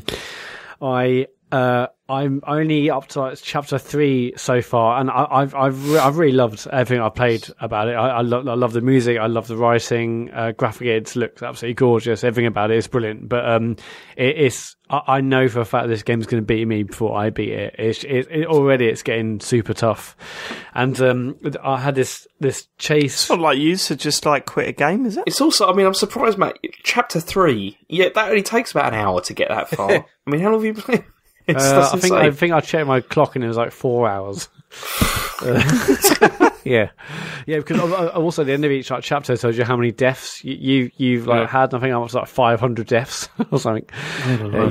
I like how Matt said, because obviously I am shit at games, but like us, our mates didn't turn around and go, "No, Matt, come on, man, you're all right." We just just nodded. I'm pretty sure we all just nodded. But anyway, but basically, I've loved it. But at the end of chapter 2, there's this chase a bit, which was so stressful, I almost had a nervous breakdown. What was stressful about basically, I don't like being chased in real life, and I certainly don't like being chased in games. I've got to remember this next time we go up to Leeds. I'm totally going to chase you. I will punch you, I swear to fucking God, James, don't. How often does that happen? Yeah, someone at the office said that today. It doesn't happen often at all, really, but I hate the feeling. It's like, someone the other day asked me about, like, my fears, and I was like, I'm okay with most things. I'm okay with creepy crawlies, etc. But I totally forgot that I fucking hate being chased. Oh my God, it's just the worst thing ever. So just out of interest, because you just said it doesn't happen often. That does indicate that it does actually happen. No, it doesn't happen sometimes. often, but the feeling of being chased, and I can't remember. Matt, when we were playing Airsoft on your Stag Do, and we all had to chase you down when you had that pink tutu on, what was that bad? No, 'cause I think I was half pissed, so it wasn't an issue then. Right, but I think it all stems from, like, when I was really young, a dog was chasing me across the field and, like, about to bite me, and I don't know, it's a clear, like, a deep-seated issue I've got. And I hate being chased. And there's a dog was chasing you across the field. A dog was chasing me to, like, bite me or whatever, and I was like ran away from the dog, and I ran to my front door like, Mum, look, let me in, and she didn't let me in. I didn't get a bit. She didn't let you in. Well, I don't know, she couldn't hear me or whatever. Anyway, just filming clearly, it. That sounds like something James childhood memory now means I'm scared of being chased. And the end of chapter 2, it basically is like this. There's a chase sequence, and it's hard anyway, because I'm, like, trying to make sure I hit, like, the right platforms, do certain moves, because you can obviously you jump as you would in any other game, but there's also like a dash move, which you can do to get to different platforms. You can only do one dash move per jump, but there is little green diamonds you can pick up, which allow you to basically, I think they basically reset all your cooldowns, so you can then do multiple jumps, and there's loads of them whilst getting chased. And oh God, it's just so bad. I almost had a nervous breakdown. This is but why I did get through it, but I just can't imagine what's going to happen later, because that just gets ramped up, like, significantly. Well, I'm not going to do it goes on. I'm still enjoying it. In a level later on in the game, you get chased by a dog in a field, Matt, and then your mum don't let you in. I'll just fucking nightmare. I'll be sick. Well, that's it. Matt, can I ask you, because you're playing this on Switch, yeah? I am, yeah. have you mostly played it in handheld mode? Yeah, mostly. Last night when I was trying to do that chase sequence, I played using the Pro Controller on TV, and it was great. But I found it largely fine on Switch. I mean, I listened to a podcast today, and they were saying, "God, I can never imagine playing this on a Switch. It must be awful." But I mean, are you using the analog stick or are you using like the D-pad buttons? Oh, no, I'm using the analog stick, of course. Yeah. See that? I don't understand that. Really? No, because this is the kind of game you have to use a D-pad for it. Otherwise... Yeah, but there's loads of like things where you have to hold like right trigger and then like you move like diagonal up, diagonal up, right, up, left to do like that dash mechanic. See, I played it on PlayStation, and like I don't know, it just felt better. Games like this always feel much better to me on a D-pad than on a stick. Yeah, but if it's an 8-way D-pad, then sure. But there's loads of things where you got to literally hold like diagonal up, left to do like a dash up. Especially in that chase sequence. There's loads of them like that. That was one of the things that really bugged me about Mario Odyssey's 2D sections. You couldn't use the D-pad for it, could you? No, you couldn't. I was like, "What? This feels really it feels weird." Wrong, though, doesn't it? It always feels wrong to me to like play like 2D games like with like a stick. It just feels weird. Yeah, I'm kind of the same, to be honest with you. Anyway, I'm absolutely loving it. I'm not. It's gonna be very soon, but yeah, I think it's fantastic. I can't remember how much it is, but I've loving everything about it. Like writing, particularly. It was also okay. So I met a character, and he mentioned that he's been like sharing photos, and I searched for that character's name on Instagram, and there's like an account and stuff. Yeah, so it tells like the whole. It's awesome because it tells the whole story as well. It's yeah. So it's great. They've already done some clever things, and not just in the game, but outside as well. But yeah, I think I think the game's clearly got a lot of different meanings, and I haven't finished it, obviously nowhere near, but already you can tell that this isn't literally just about someone climbing a mountain. It's talking about different things, and I think that's really interesting. Yeah, it's a great game so far, but I'm not going to be able to beat it. No way. But you can. I mean, I think you can do it if you use some assists. Matt's also playing Dark Souls oh my god! Right. Okay. This game is so fucking stressful. I was so looking forward to Sunday night relaxing Dark Souls. Like, oh, I mean, this weekend has been horrendous. I've had this Celestial Trawls game in Nerves Breakdown. Dark Souls didn't do particularly well. I've had a camera up my arse. So it's been such a weekend. Oh yeah, you had your camera up your arse. Yeah, colonoscopy. You had a. What they call recommend it to everyone. Hang on, it wasn't an Instagram thing. I thought. Well, this is what I'm thinking. Right? Incredible Instagram story. Did you need it, or did you just want it for content? Because you literally did an Instagram story on it, which was very good. Being wheeled into more about the content, Dave. So right, okay. So I've got a question about that. So if you haven't seen it, go to Matt's Instagram. Although, is it gone? No, now? I've saved it. Don't worry. Right. So Matt got a camera up his arse.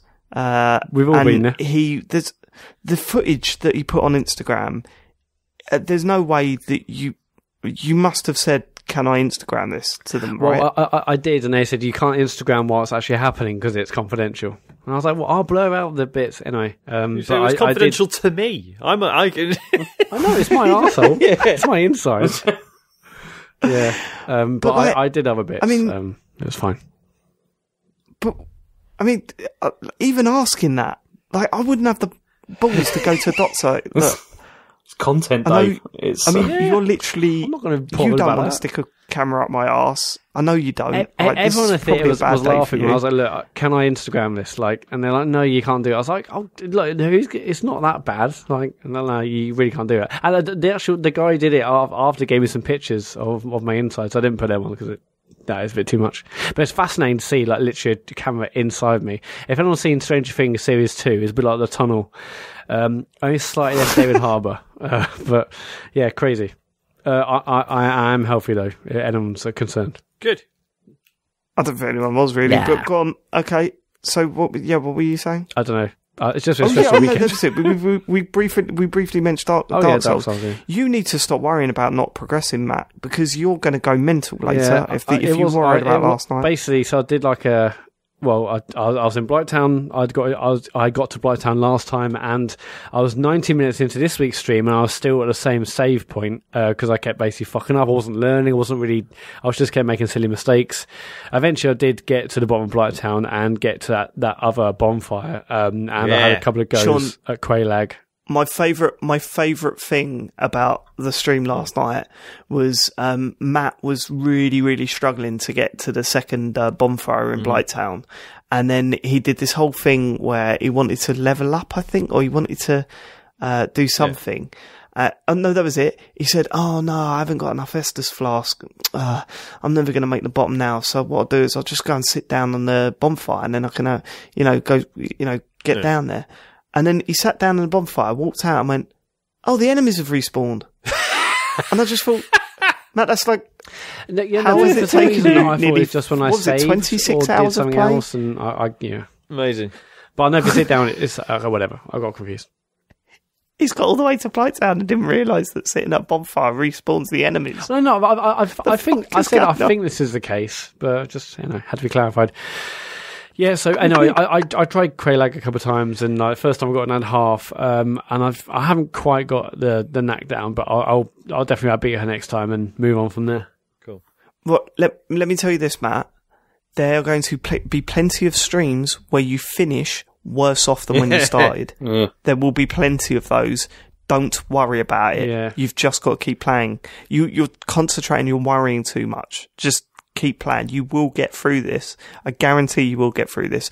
But there will be moments where if you're worried about what happened last night, which, I mean, it took you 2 hours to get to the second bonfire in Blighttown, 90 right? minutes. For some people, they do it a lot quicker. For some people, it takes them far longer to get there. So don't think that you're doing a bad job. And as I say, if that's breaking you up, when you get to Analondo, there will be moments where you think, well, no, I'm actually far off now. The fuck am I going to do? I'm still enjoying it, although it was frustrating last night. It's worth it just for the moments you do succeed and power through. And everyone said, look, you have made progress, Matt. You got to the bonfire, you got to that boss. So I know the next one I do, and I want to do a midweek one. I keep forgetting or not having time, but next stream I do, I'm going to beat her and then go on from there.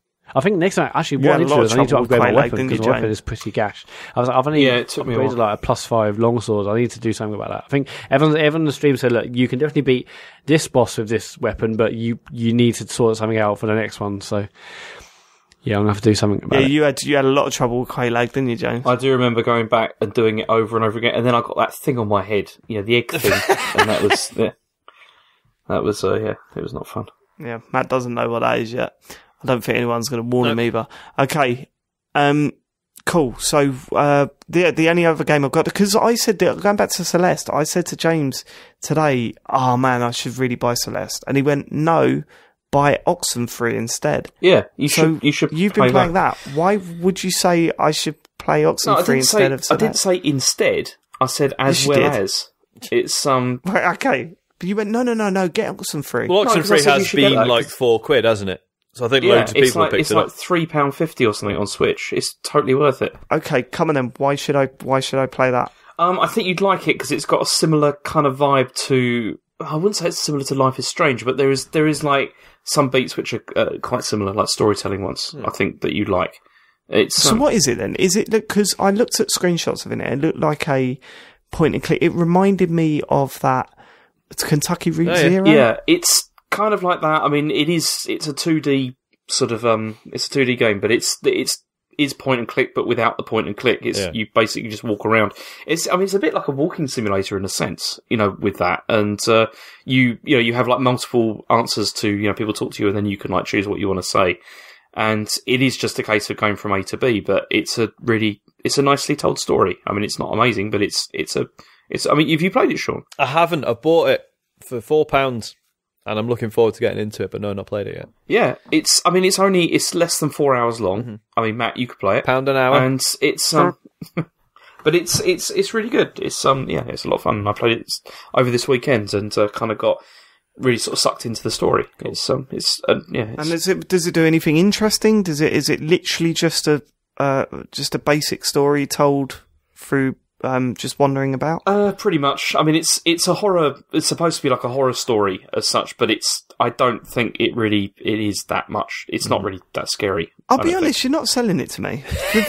I mean, other than you saying you've got to play this, you go, no, because I don't want to say too much because it will spoil like aspects of it, and I don't want to do that because has it got twists in it and stuff? No, not really. And that's what is this? This is the worst recommendation ever. No, because what? Okay, so a game doesn't have to have twists to be good. It's but it has to have something. And so far, you've just told me it's wandering about and it tells a half decent, okay story. Well, that's it. Basically, Here's doesn't do anything. Here's a recommendation: if you bought it from Game, you'd get 4p of credit. Look forward to that. Okay, right. Well, I'm probably not. I've I've actually just buy it, David. It's good. It's like less than £4. It's nothing. Just buy it. But the main way of convincing me to buy this game so far is that it's cheap. Like, it's not. You've not actually said it's okay. It's anything cheap, and it's a good story. There you go. It's a good story. Yeah. Okay, I'll think about it. Right. Okay. Is that everything? Have we mentioned everything we've been playing? Yeah, I finished Life is Strange episode 1. We enjoyed it. Oh, what did you make of it? I thought it was really good. I'm really looking forward to playing the next one. That's about it. Nothing really to add other than that, but managed to finish that. You've still not touched it, Sean? Which I'm aware is an error. I do intend to get around to it. It's hard. It's a harder thing to recommend after I played the third one. Just don't expect the third episode to be any good. First two are really good, though. Oh, yeah, cool. they were great. Yeah, absolutely incredible. Okay, time for tweets and questions. John Denton. Okay, I don't want to do this again. I thought I was shot of this, and now it's back again.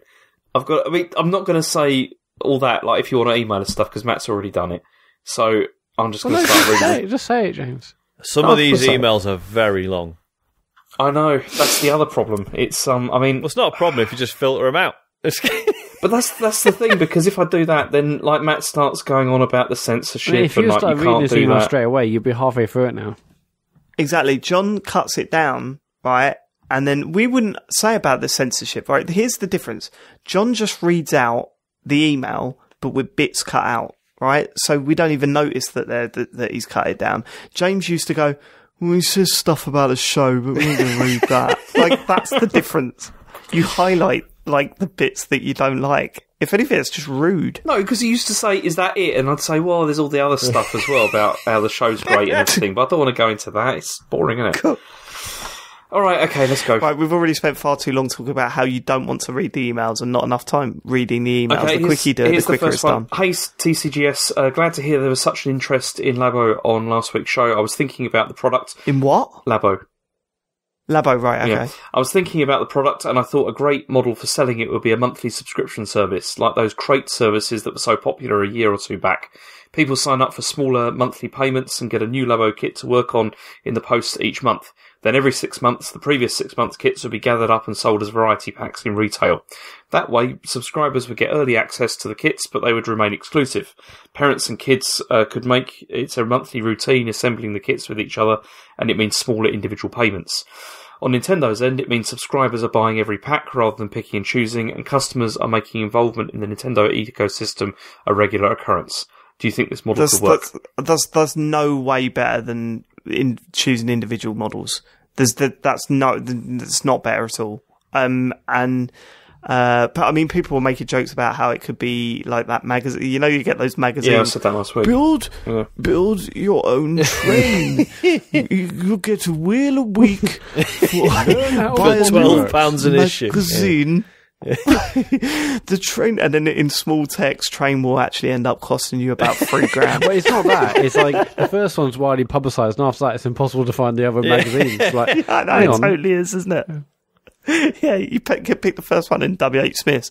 Have you got that train one? Oh no, don't stop that anymore, mate. Fucking hell. I've got the wheels. No, mate, no. The rest are quite hard to find. Any of you ever build one of those? That whole thing. I did when I was a kid. There was some fucking I think the magazine was called Dinosaurs! ! And they did. It was like it was a kit to build a T-Rex. I mean, I was only like 7, so I think I'm allowed. There's no, that was it. I built a I really missed your stories. glow in the dark T-Rex. We were all sitting there. You finished talking, and we were all going, yeah. And then I had a toy dinosaur. No, I understand what you're saying about the subscription thing. I think that is worse off for the consumer. Look, they're selling it the way they're selling it. I haven't really got anything against that. That's fine. I just wish that there was a cheaper buy-in for, I don't know, when you see, like, as I said last week, when you see how toys are sold these days, it's not, here's a 60 quid thing, do you want it? Like, if it's something that's going to be constantly coming out, they're going to be bringing new stuff out, like, for example, Lego and Hot Wheels and stuff like that, then gets involved with a £5 RC car, then people will eventually start buying more expensive stuff, like the piano and shit like that. I like that idea, but then it's just launched, so let's see what they do in the future. They might split things up. What do you think about it, Sean? Obviously, you haven't been on since it was announced. Are you going to get it? I don't know if I'm going to get it immediately, but yeah, I think it's really cool. I'm really excited about it. Yeah, I mean, Isaac's here, but probably about. I mean, Harry's still too young for it, I reckon. Yeah, no, so Isaac's getting it's a nothing few out years of it. away. Totally getting it. It's Rachel's really excited. I'm more excited for like people like James who have two kids who are like the right age. I mean, they'll probably be fighting over it and trash it in 2 weeks. But they do that anyway over everything at the moment. Yeah, but this is it, isn't it? Like people are going, you kids are going to destroy these things. You want to see Harry's Hot Wheel garage? It's insane. 70 quid that cost us, and it's just ripped to pieces. But no, like I really appreciate the fact. I don't know if you might have already discussed this. Apologies if you have. But as you are building the kit and it's taking you through it, like it explains how everything works and how it like uses the IR sensor and what the sensor is going to be looking at and shit like that, which I think is really smart. Like it's sort of interesting as an adult, but as a kid, it'll blow your fucking mind. So I've just had a thought. You know the RC car. You know how that works. Yeah. Right, it uses the vibration in the controllers to move the cardboard thing along. Yeah. Oh, we could actually test that out like now. Put the Joy-Cons in the Joy-Con grip, and you know it's got that function where you can make them buzz to find out where they are. Can you make it move? What if that works? That's a potential good tweet. Hopefully I've put that out there before the podcast goes up. I'm going to try that. Okay, cool. But yeah, so there's like a sort of an educational angle, but not with, not ramming it down your throat or anything. Just like, oh, by the way, this is sort of how this works. If you care, if you don't, whatever. It's such a fucking smart idea. Really excited. It is. Yeah. Agreed. Yeah. Next question. Okay, this is a long one. Oh God. It's also a critique. Maybe don't open with that. All right. Okay. Hey guys, excellent podcast. I've been listening since you guys started, and I must say it's somewhat of an acquired taste, but very entertaining nonetheless. Is that a dig? Dave, the whole thing is a dig. It's your way. Oh, go on. I mean, this should be an iTunes review, but not a nice one. It's like when people, like when men think they're being like somehow special by fancying a woman who's not conventionally beautiful, and they're like, do you know what? I think she's attractive. It's like, oh, well done. Well done, you. That's what this guy's doing with us. Carry on. Yeah. Go on. I was introduced to David via Chet and John's. Reassuringly finite gaming playlist. So I'm very happy I get to hear John on a podcast again on a regular basis. Hi, John. He's not here.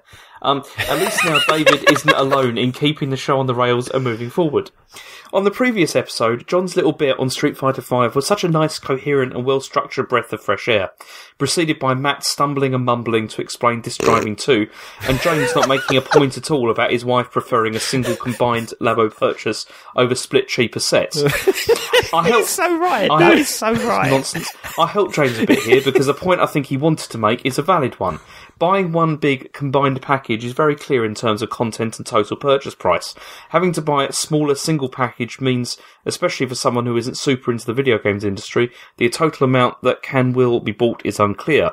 The total purchase price is obscured, and as with kids, if you just get one single package, it is always the wrong one. Again, love the show and also loving the Dark Souls stream. Matt, you are doing spelt Matt wrong. You are doing a great job, but you could do with a bit more confidence every now and then. I've written down. not how in my life as well, but yeah. Go on. Don't worry, he's got a list of things to help you. Great. Most of these are Dark Souls regular mistakes, lessons to be learned, but applied to the stream performance. So he's got a lot here. Stop pressing forward on the left stick while attacking. This is causing your Right, okay, yeah, Yeah. that's good advice. I should This is print this causing out. your accidental leaps and kicks during sword fighting. Do not skip mobs because they are not worth your time, and you don't want to bother with them. So so far, trying to skip stuff has cost you the most time out of everything.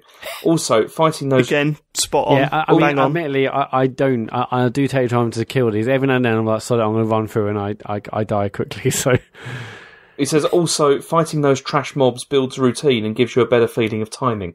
You have far to go before those silly dregs are truly not worth your time. Stop using heavy attacks so much when a regular... This is so definitely. passive-aggressive, isn't it? I love this guy. He's the best, because not only that, he's bang on about a lot of points here. Stop using heavy attack so much when a regular attack would yeah, suffice. definitely. Yeah, no, that's a definite. I know my bad. Yeah. Do not... You keep saying that, though. You keep saying, it's oh, yeah, tempting no, to I get do a bit need more to do damage better to get stamina get over management. and Yeah, done with. I do need to stop using the right trigger. And then you just do it the next Yeah. run. It's fucking infuriating. Do not attack when you have no stamina. Yep. Do not move towards an enemy when you have no stamina. Yep. Blocking with your shield does not work without stamina. Yep. If you want to attack after blocking, check if you have stamina left. Probably not. Yep. Then check your stamina. It's great to ask for tips, etc., but sometimes do a little reality check, step back and think about it yourself. I understand it might be a bit of an act, but it's also fun on stream to see someone solve a challenge by himself. Asking the viewers and debating comments for 10 minutes whether jumping in the fire will burn you or not I didn't do is that. quite boring. Is quite boring, and chat is just clouding your judgment for those simple things. I'm paraphrasing here, but that's what it boils down to. No time like the present to learn how to kill these enemies, which you repeatedly say you will do another time. It is fun to see you progress. This is the best email of all I'm time. going to press out and we've put ever this got. next to my monitor when I play them next. I was all right, you've I was sort of hoping he was going to follow the stamina bit with like, when you run out of health, you will die. Maybe that's on next week's one. He continues, you're doing great, Matt. You are getting better. The panic attacks, button mashing moments are part of the game. Don't worry. Slowly and surely, you are mastering them. Keep up the good work. So keep up the great work with the podcast. Oh, I think that's to all of us, not just Matt. It has steadily improved, and it doesn't look like it is going to stop anytime soon. Best regards, L Driver. See, I'll Yeah, tell amazing you. email, thank you. Yeah, I'll tell you one thing, right? We get a lot of we get comments of oh no, you were a bit harsh on that emailer, and that was a bit out of order or whatever. When it's not about us being criticised, you could criticise us, but do it like that. I mean, everything he said is pretty much bang on there, and he was passive aggressive about it. So I mean, that's perfect. It's perfect.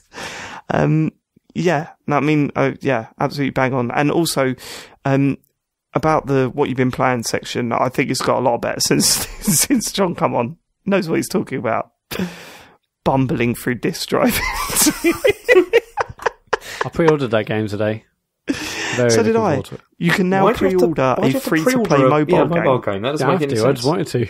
Okay. No, yeah, I've done it. I've done the same. I suppose it means that I don't have to think about when it's out. It just automatically downloads to my phone. But Oh yeah, baby. let's see if that works. Go on. Okay, next one's from Dave. He says, hi guys, love the show. I've recently received a bonus from work, and as it's my birthday next month, Alright. I can spend it on myself. Show off. My first world dilemma is, do I get an HTC Tip Vive? jar. You know what I mean? Are you Go finished? on. You finished, Matt? Can I continue? Okay. These crap comments. Can you just let me read these things? Anyway, my first... Fair point. That's the talking over him that the people are talking about. Yeah, it's proper annoying. It's okay. Yeah. My first world dilemma is, do I get an HTC Vive to enjoy VR gaming at home, or should I get a Switch? I don't travel around that much, so portability of the Switch will only be an advantage when I go to the in-laws and sitting in the living room while my partner watches TV, and maybe the occasional long-haul flight, which is roughly once every 2 years. I would like to add that Skyrim is my all-time favourite game and would love to play it in VR. Would love to hear your thoughts, and that's from Dave. I mean, the instant thing to say, like your instant reaction is get a Switch. They're amazing. Yeah. But It sounds like he man, really wants a VR, to be honest. I mean, exactly. Yeah. It sounds like he's made up his mind already and is thinking, yeah, but by the sounds of it, I should be getting a Switch. Do you know what I mean? Like he's trying to. I don't know. Like I think he knows on paper the Switch is the better answer, but he wants talking into the VR. Get the VR then, mate. If you're more interested in that, then get the VR. I mean, don't get me wrong, the Switch is incredible. I've loved every time I've booted that machine up. I've loved it. I've had a lot more fun with the Switch than I have in Skyrim in VR. I'll be honest. It's you got to remember you got PSVR, and not HTC Vive. But like the Vive is meant to be the bollocks, right? I suppose the other question is that's like, probably, have you got like a room to dedicate to it? Because you have to fuck around with a camera and stuff, don't you? That's true. That might be a That's factor. true. And also, if you're saying a negative point towards the Switch is that you don't travel around a lot, I don't travel around a lot, and I still get an insane amount of usage out of my Switch. Yeah, so I'm on Rocket League probably an hour a night these days. Like Joe's watching shit telly, Rocket League goes straight on. So I don't take it. It very rarely leaves the front room. Yeah, I'm using all the functions that that game's console has to offer, like constantly. It's well good. I've not played Rocket League on the Switch in docked mode once, because obviously I'll play the PS4 if I want it on the telly, or the Xbox One. But yeah, just having it in my hands when I can't have access to the telly, it's just too good. So yeah, we can't give you a definitive answer, but by going by that email alone, it sounds like you're leaning towards the Vive, and I don't blame you. Also, I mean, the Vive costs what, like £600 or whatever. Maybe you might get like an amazing month or two out of that, sell that and get the Switch with the money you've sold the Vive for. That is a good shout. The moment it goes like a week or two without you touching the Vive. I don't know about that. I mean, there's always like a good experience every month or so to try out. But hold on. You've made a point. I've agreed with you, and then you disagreed with me agreeing with you. No, I said when you're truly bored and you're like, it's just sitting there doing nothing for ages. Like what? But I'm not saying like you got 2 weeks Couple of and that's years. it in the bin. Yeah, get the Switch 2 when it comes out. Sell your Vive and get the Switch 2. The Pro. Go on, next question. Okay, hi chaps. When you win a chicken dinner on PUBG, what do you imagine in your head? A Sunday dinner with roast chicken as the meat, a Nando's, a chicken sandwich, chicken nuggets? There are so many chicken-related dinners to choose from. I don't play PUBG, but when I see people sharing their moments of getting chicken dinners in the game on Twitter, I always imagine them receiving a roast chicken Sunday dinner. That's from Kurt Lewin. For starters, I mean, roast chicken is a waste of a roast. If you're having a roast dinner, mate, you're not having chicken. I'm telling you that. It's beef, pork, lamb, acceptable. If I go to my mum's and she goes, oh, I'm doing a roast. Oh, brilliant. Oh, I love my mum's roast. It's the best.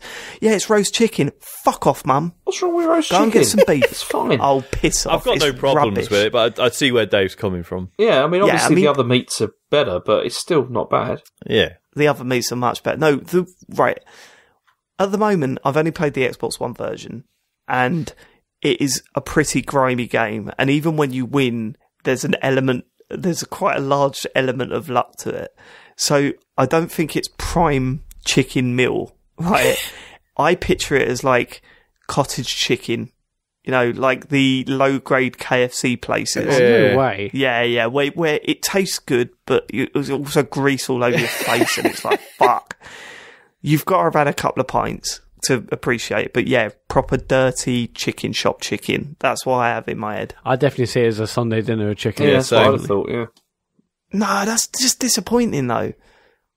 What was the phrase originally from? It was from something, wasn't it, before? It was, well, the first time I heard it was Charlie Sheen. Oh, right. He said it during, when he was having a breakdown and everyone was like, this is funny, isn't it? And then it got a bit serious and we were like, oh, maybe he is actually genuinely really ill. Yeah. He went on some interview and he said win a chicken dinner quite a few times. Jesus. Yeah, I know. Where have you heard it before? I don't know. I'm sure it was like an advert or something. But I can't think. It's chicken tonight. Is that all? It's chicken tonight. I want chicken tonight. That's the one you're thinking of. Okay. It doesn't say win a chicken dinner. I just had a look on Quora and apparently it goes back to Las Vegas, quite a long time ago. All right. Let's get all the discussion with the fans. It is a Vegas thing, you're right. Yeah. Stato. Go on. What, do you want more on that or do you want the next email? Let's just do the next email. Let's move on. We have to move this along. Hey, gents, James, after listening... Do you want more on how it was going back to Vegas? No, you're right, James. After listening to James's intense VR Resident Evil 7 experience, I thought I'd email in to tell you about my trip to the Void at the Westfield Centre a couple of weeks ago.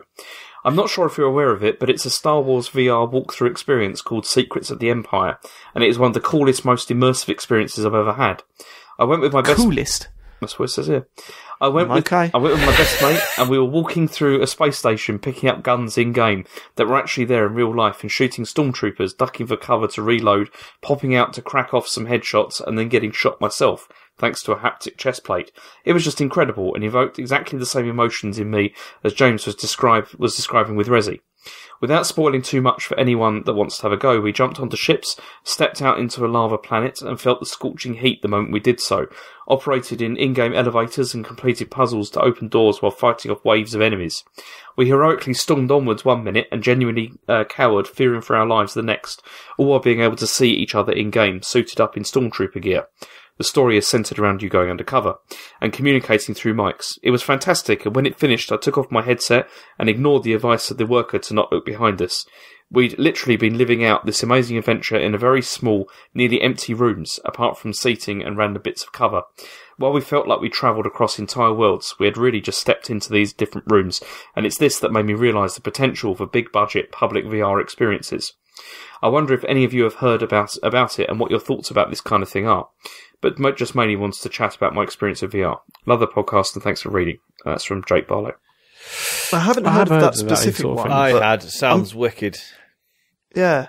I'm really excited with what they're doing with that, because there's the Alton Towers Ghost Train is all VR, isn't it? Oh, yeah. And there are rumours that the Mario Kart ride in the new Nintendo World in Tokyo, that's going to be VR experience as well. Okay. Although there's also rumours that it's going to be AR. So I'm really interested to see where they go with that. But yeah, no, I'm totally with you. I said from the start, didn't I? I see it more as a theme park thing rather than having in your front room. And I guess I'm a little bit surprised by how quickly it's being adapted and adopted by these places. But it's exciting, isn't it? I mean, I love that stuff. That sounds fantastic, even as someone that has never seen Star Wars. Because I'm a cool dude. Never seen any Star Wars. So I know we've definitely had this conversation before, haven't we? Yeah, he's not seen it. It's I want to. I genuinely want to. I'm not being a dickhead. I want to, but it's been one of those really intimidating things. It's like I haven't had the balls to just actually sit down and watch it. I'd love to at some point we just book a weekend away. And we just do a one-off podcast series. Watch every film, talk about it. Watch another one, talk about it. We've spoken about that, haven't we, James? Yeah, we did. We talked about doing it into podcast. Mate, if you'll have me, I'm in. The only problem, Sean, is the order as well. Like, what would we do with that? I know. You've got to go through the order they were released. Yeah. Yeah, that's probably what we go. That's what I would. Yeah. You can't start me on episode 1 because apparently that's how bad I'll be over before it started if we do. Fuck me. Research at Jet Peaks. Not as bad as I've heard about 2. these sorts of things, and this does sound amazing, but I haven't had a go. But I would love to. I mean, obviously, I just love PSVR, which is barely VR, and then, but I'd love to give this sort of stuff a go. So this is in Westfield in London. Tempting. Go on. Okay, as part of a larger set of New Year's resolutions, I decided to give up playing video games for January. That's mental. Why would you do that? It is a bit, isn't it? I'm looking forward to the 1st of February, but there were some big positives to not playing, which I'm hoping to try and keep up throughout the year. My question is, in an alternative universe where none of you got into video games when you were kids, what do you think would be your main hobby or passion instead? That's from SMW. The interesting thing is that he doesn't list any of those positives, so I'm going to assume they were lies. There are no positives to not playing games every day. I don't know, football, I guess. I was going to say, I played a lot of basketball until we got our first PC, and then it was fucking... Oh, b-ball. Yeah. But can I still have tech? Like, just tech in general? Because I probably would still be interested in that, even if there wasn't any video games. Yeah. Or football. Did you used to play basketball at school? No, it was this guy who was he was a Canadian basketball coach, and then his wife had to move to the UK for work, and then he was just like, I'm just going to rent a hall and just see if anyone wants to come and play basketball. And then we ended up, we had like a team and everything. There was like a weird junior league going on and stuff. And like a couple of guys that were up to no good didn't start just turning up and playing against you, know? No. Didn't It's start just Cheshire, making mate. troubles That's in your that sort of neighbourhood. thing, doesn't happen. No, do. Too obvious. Go on. It killed it the moment he said, "No, I didn't play it at school." Go on, what was But that? you still carried on with it. Yeah, I was just plough Push it through. through. Go on, Matt. Yeah, I mean, tech definitely, but I mean, Tech. yeah. That's not, it'd be- is that a it'd be hobby? tech, really. Yeah, I'm it's a hobby. still a massive nerd. Tech. What are you into? Tech. What does that actually mean? You know, consumer technology. Tech. Consumer technology. Fuck you, Matt. If we didn't have gaming, we wouldn't be friends. Not true. What are you into? Well, I'm into football. I'm going to such and such away next week. What are you into? Just tech. What do you mean tech? Consumer technology. Consumer technology. And Palace. Technology. Yeah, Would Interface have released an episode in the past year? Do you think? No. What's happened there? Did you have a row or something? Next question. yeah. James? Tweets. Do you want to do tweets now? What would your thing be? I said if already. gaming It'd wasn't- be like Yeah, technology. It'd be football or technology still. It's football or technology. Okay. All right. Good. Consumer technology. Oh my god, we've got Jesus, let's move tweets. along. Go on. One more. What? You want to do one tweet? Is that? No, go on. Just read them out. I'm joking. Right.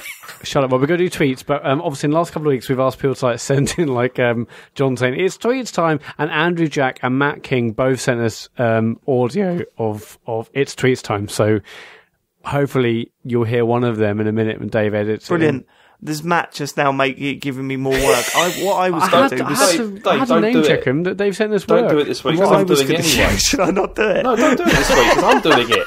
It's not John, is it? So just don't do it. Yeah, well, that's it. I was going to wait until John was back do next that. week before we did that stuff, but that's Yeah, fine. you give yourself Do it more next work. It's ridiculous. Anyway, thank you Andrew Jackson, thank you Matt King. for That's doing got that. worse as well, Sean. Yeah. Recently, Matt thinks he's the producer of the show now, and he thinks he could It's dictate true. how we Do you know do what he things. does also? He keeps sometimes he shoves extra news stories in. Oh God! Last week, Yeah, And they- Sean, and they're get rubbish this as well. on Polygon.com. Imagine that. James never heard of him. good. Okay, first tweet is from Athene. This is to Sean. He says, "What's worse, podcasting with these pricks or dealing with a baby?" I mean, you can more or less eventually reason with these guys, whereas the baby just James Farley. baby just fucking screams at you. So yeah, Yeah, better I mean, baby's worse. you could have gone for there's two answers there: funny answer and the true answer, the real answer. Funny answer: oh yeah, these are worse than a baby. True answer: babies are fucking insane. God, Darren Gargett, this is also for Sean. What's your favourite type of baby poo? Do you know we've not seen that? So the first one, that was in Myconium, the black stuff. we never had Yeah. that. Meconium. That's fucking bad. Yeah. And then when we were so initially we breastfed, and then we moved to bottles. So all I've really seen is it's basically the same stuff. When you breastfeed, Yellow stuff. yeah, but when you breastfeed, there's these little almost like little seeds in it. Yeah. No, Harry had that and he never breastfed. He Oh, had really? little seeds in his as I well. thought- Yeah, it we was were really told weird. that was a breastfeeding thing. Nah, and the really weird thing, and this is weird. I missed the smell of it when I went back to work I'll say because it doesn't smell that. It's just really sweet, isn't it? Yeah, initially, yeah. But you've not started on solid yet. No, not That's yet. where things get. Yeah. Oh my Next word, level. that gets bad. Oh, wait. Yeah. I told you It no, just it's not fucking- one. level. It's Rachel like did that. dealing with it's not too bad, like the smell and everything. It's just like sometimes it's like goes up his fucking back, and like Yeah. it's all over his dick and stuff. You've got- Well, yeah, that is. I said that's what I said to I said to my close mates. Like they'd ask about what's the worst thing, and I said I never thought I'd have to lift up a ball bag to scoop out the excess shit. Oh God, God, yeah. That is I mean, beyond It's bad. like, because you sort Yeah, of that's- in the moment you're a grown up about it, aren't you? And you just get it done because you're like, it's fucking baby, he needs cleaning, like stop being a knob. But then afterwards you're like, I can never tell him that I had to do that to him. I can in a PowerPoint presentation on his 18th birthday. So, also, right, this is just recently, literally about 3 or 4 months ago, Harry did a shit bigger than any of mine. Like, it was like a fucking log. And it's not like he was struggling, it's not like he was ill. It was just normal shit. And he got up, and I looked down in the toilet, and I just went, I'd be proud of that. Like, and I called Joe in and just went, look at the size of that. It was like a Coke can. It was nuts. He registered no, like, you know, he wasn't like, oh, Dad, No, that he was just got on with his awful. day. Yeah, he just cracked on, yeah. Right. Yeah, it just cracked on. It was like, oh, I Amazing. did a shit. Did you? No, you didn't. That is not just doing a shit. That was epic. Next question. Enough baby shit chat? Probably, yeah. Pytrick says, I don't care about Monster Hunter, so what does James like most about Steins Gate? I'm still playing that, actually, and I'm still enjoying it. I'm liking the slow burn, obviously. I mean, I've watched the anime before, so I kind of know what's going to happen, but I'm enjoying, you know, the exploration of the many worlds theory, and it's good. It's still a good game. Cool. Okay. Rich Warner says, what were your honourable mentions of 2017 that never made the list? This is to you, Sean. Is it specific? Okay. So you might remember I was debating over putting Million Onion Hotel in or Torment Tides of Numenera. Torment is fucking amazing. Like, it is just a sort of Baldur's Gate style top-down RPG with a lot of reading, but it's just some of the most consistently interesting and weird and fascinating writing I've seen in a game in a long time. So that was definitely one of them. I think beyond that, like, we got pretty much everything else in. SteamWorld Dig 2 was amazing. Gravity Rush 2, been playing a bit more of that since I've been off. That's a fucking cool game. Like, I barely made any progress through it, but just the movement in it is just absolutely amazing. It's just so much fun just flying around the city. And then, Splatoon 2, obviously that never got, like, they didn't get in the list, did Yeah, it? I kind of regret not putting that in. I've been playing that quite a bit recently, and it's still really, really good fun. Yeah, and they're still drip feeding new stuff in it, and yeah, I think that's about it.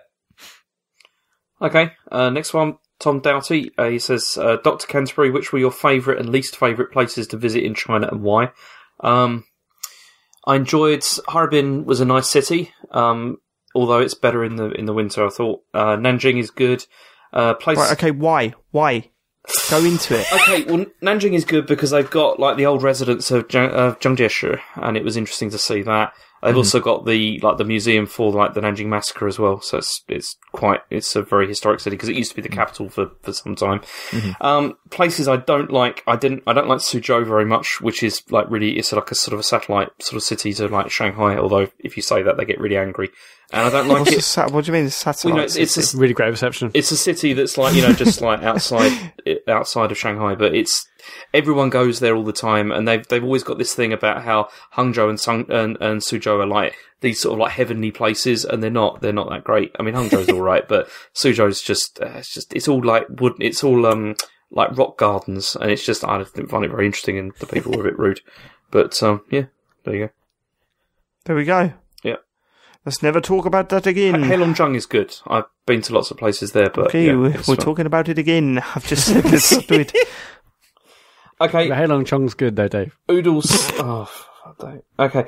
Oodles says, has Matt fallen off his skateboard yet? Has it come yet, Matt? Have you got it? Yeah, it arrived today. I had like 15-minute go tonight.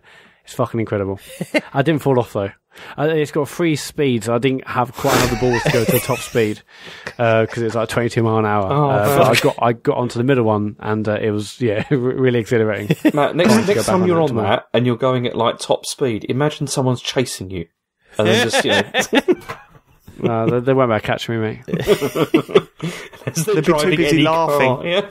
Not on a stick board. I love that of Matt's phobia was so specific that it's like, afraid of being chased unless on skateboard. Exactly, unless on 22 mile an hour electric skateboard. Yeah, it's brilliant. I don't get you, Matt. I do not understand you. I will never have a go, understand. and it's just so fun. No, I won't. No, I won't. I'm Too far cool too for that, old. are you?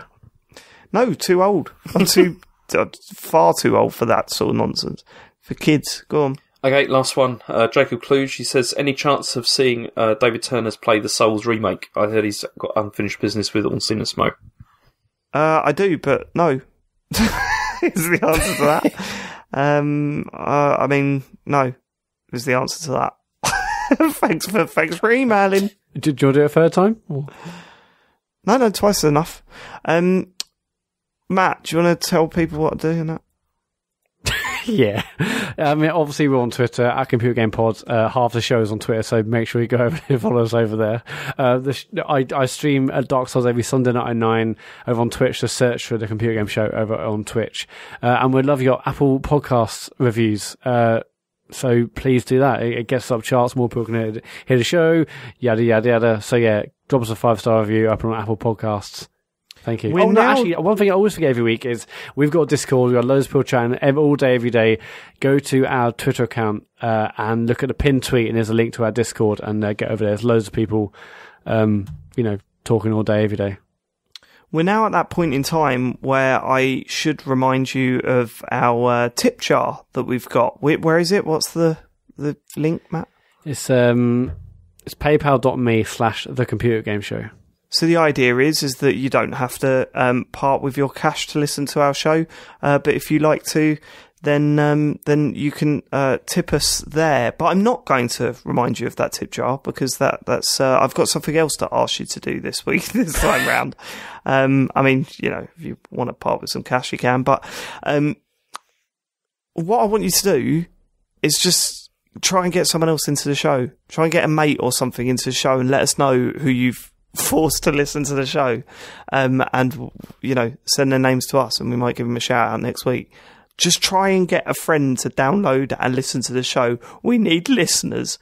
We're getting desperate now. We need more listeners. Seriously, as this show's going to go off the air. It's getting cancelled. Yeah, all I'm saying is tell a mate because we need listeners. Or an enemy. Yeah, tell an enemy. Email Kane and Rince. Just bombard. Next time they're after 3-word reviews, just send them tweets saying Computer Game Show. And see how many of them they have to read out in their fucking next podcast. When you want that show next, Dave? Sorry? When you want that show next? I don't know. I think it's this week, I think I'm recording this week. Check your calendar. It'll be in there. Yeah, I will. It is written down. I'm doing it, but I can't remember when. Sean, thanks so much for coming on the show. Is there anything you want to plug? No, I don't exist anymore outside of this. This is it. If only that was the case. Sean, I've got a question. Yeah. Do you think your Twitter experience has improved since locking your account? Oh, yeah. Yeah, it's been wicked. Okay. I don't know. I mean, I've had people having a go at me about not being able to retweet me, which I suppose is quite nice of them in a roundabout way. Not being able to retweet me. Sorry, yeah, I have that problem. But it's just like, it's just quiet, and I can say what I want. And basically, it all came about because I did that Zelda video, which was literally seen by 1.7 million people, and I got 6 followers out of it. And I was like, do you know what? Maybe this is it.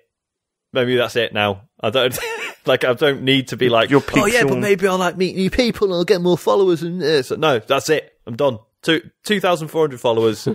That's me. Lock the doors. That's it now. It. We've all changed our Twitter habits recently, haven't we? Yeah, it's been a bit of a turning point the last sort of 6 months or so. Maybe more, less than that. More recent than that. Because I unfollowed a fuck ton of people on Twitter, and it wasn't out of anger or spite. It was for my own mental health, I think. Yeah. I was getting to the point where I was very in it. I was in a weird place at the end of last year, and waking up and reading Twitter, and it's people just like saying stuff that's totally fine to say. It's not like I wouldn't say you shouldn't be acting like that on Twitter or anything, but for some reason I was getting angry, and it was just increasing whatever levels of stress I had in the morning. Yeah, for me, it's just been like, please don't take do it I really personally. need to see 5 people quote tweeting the same stupid thing that Donald Trump did this morning? And I'm just like, I don't. I know he's a dick. I don't need. Well, yeah, and then I mean, as I said, like if that's what you want to do on Twitter, then that's cool. I just don't want to get angry. It's not anyone's I don't want fault to get angry with people about Twitter. Yeah, like I don't want to do it anymore. Yeah. And so I thought it was best to just follow like Millwall players.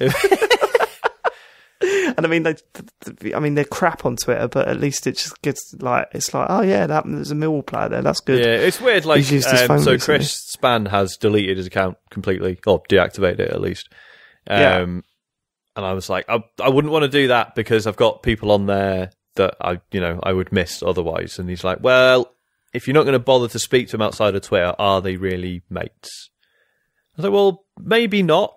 But that's not why Twitter's good, is that it does allow you to have these people in your life who aren't necessarily close friends, but it's just nice to hear what they're up to and occasionally chat to them.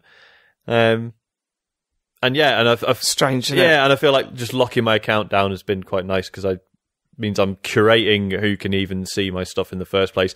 I can slag off. I can have a rant about like companies who fuck me about and not worry about them then finding the tweet and being like, "Oh, sorry, that happened to you. Can we help?"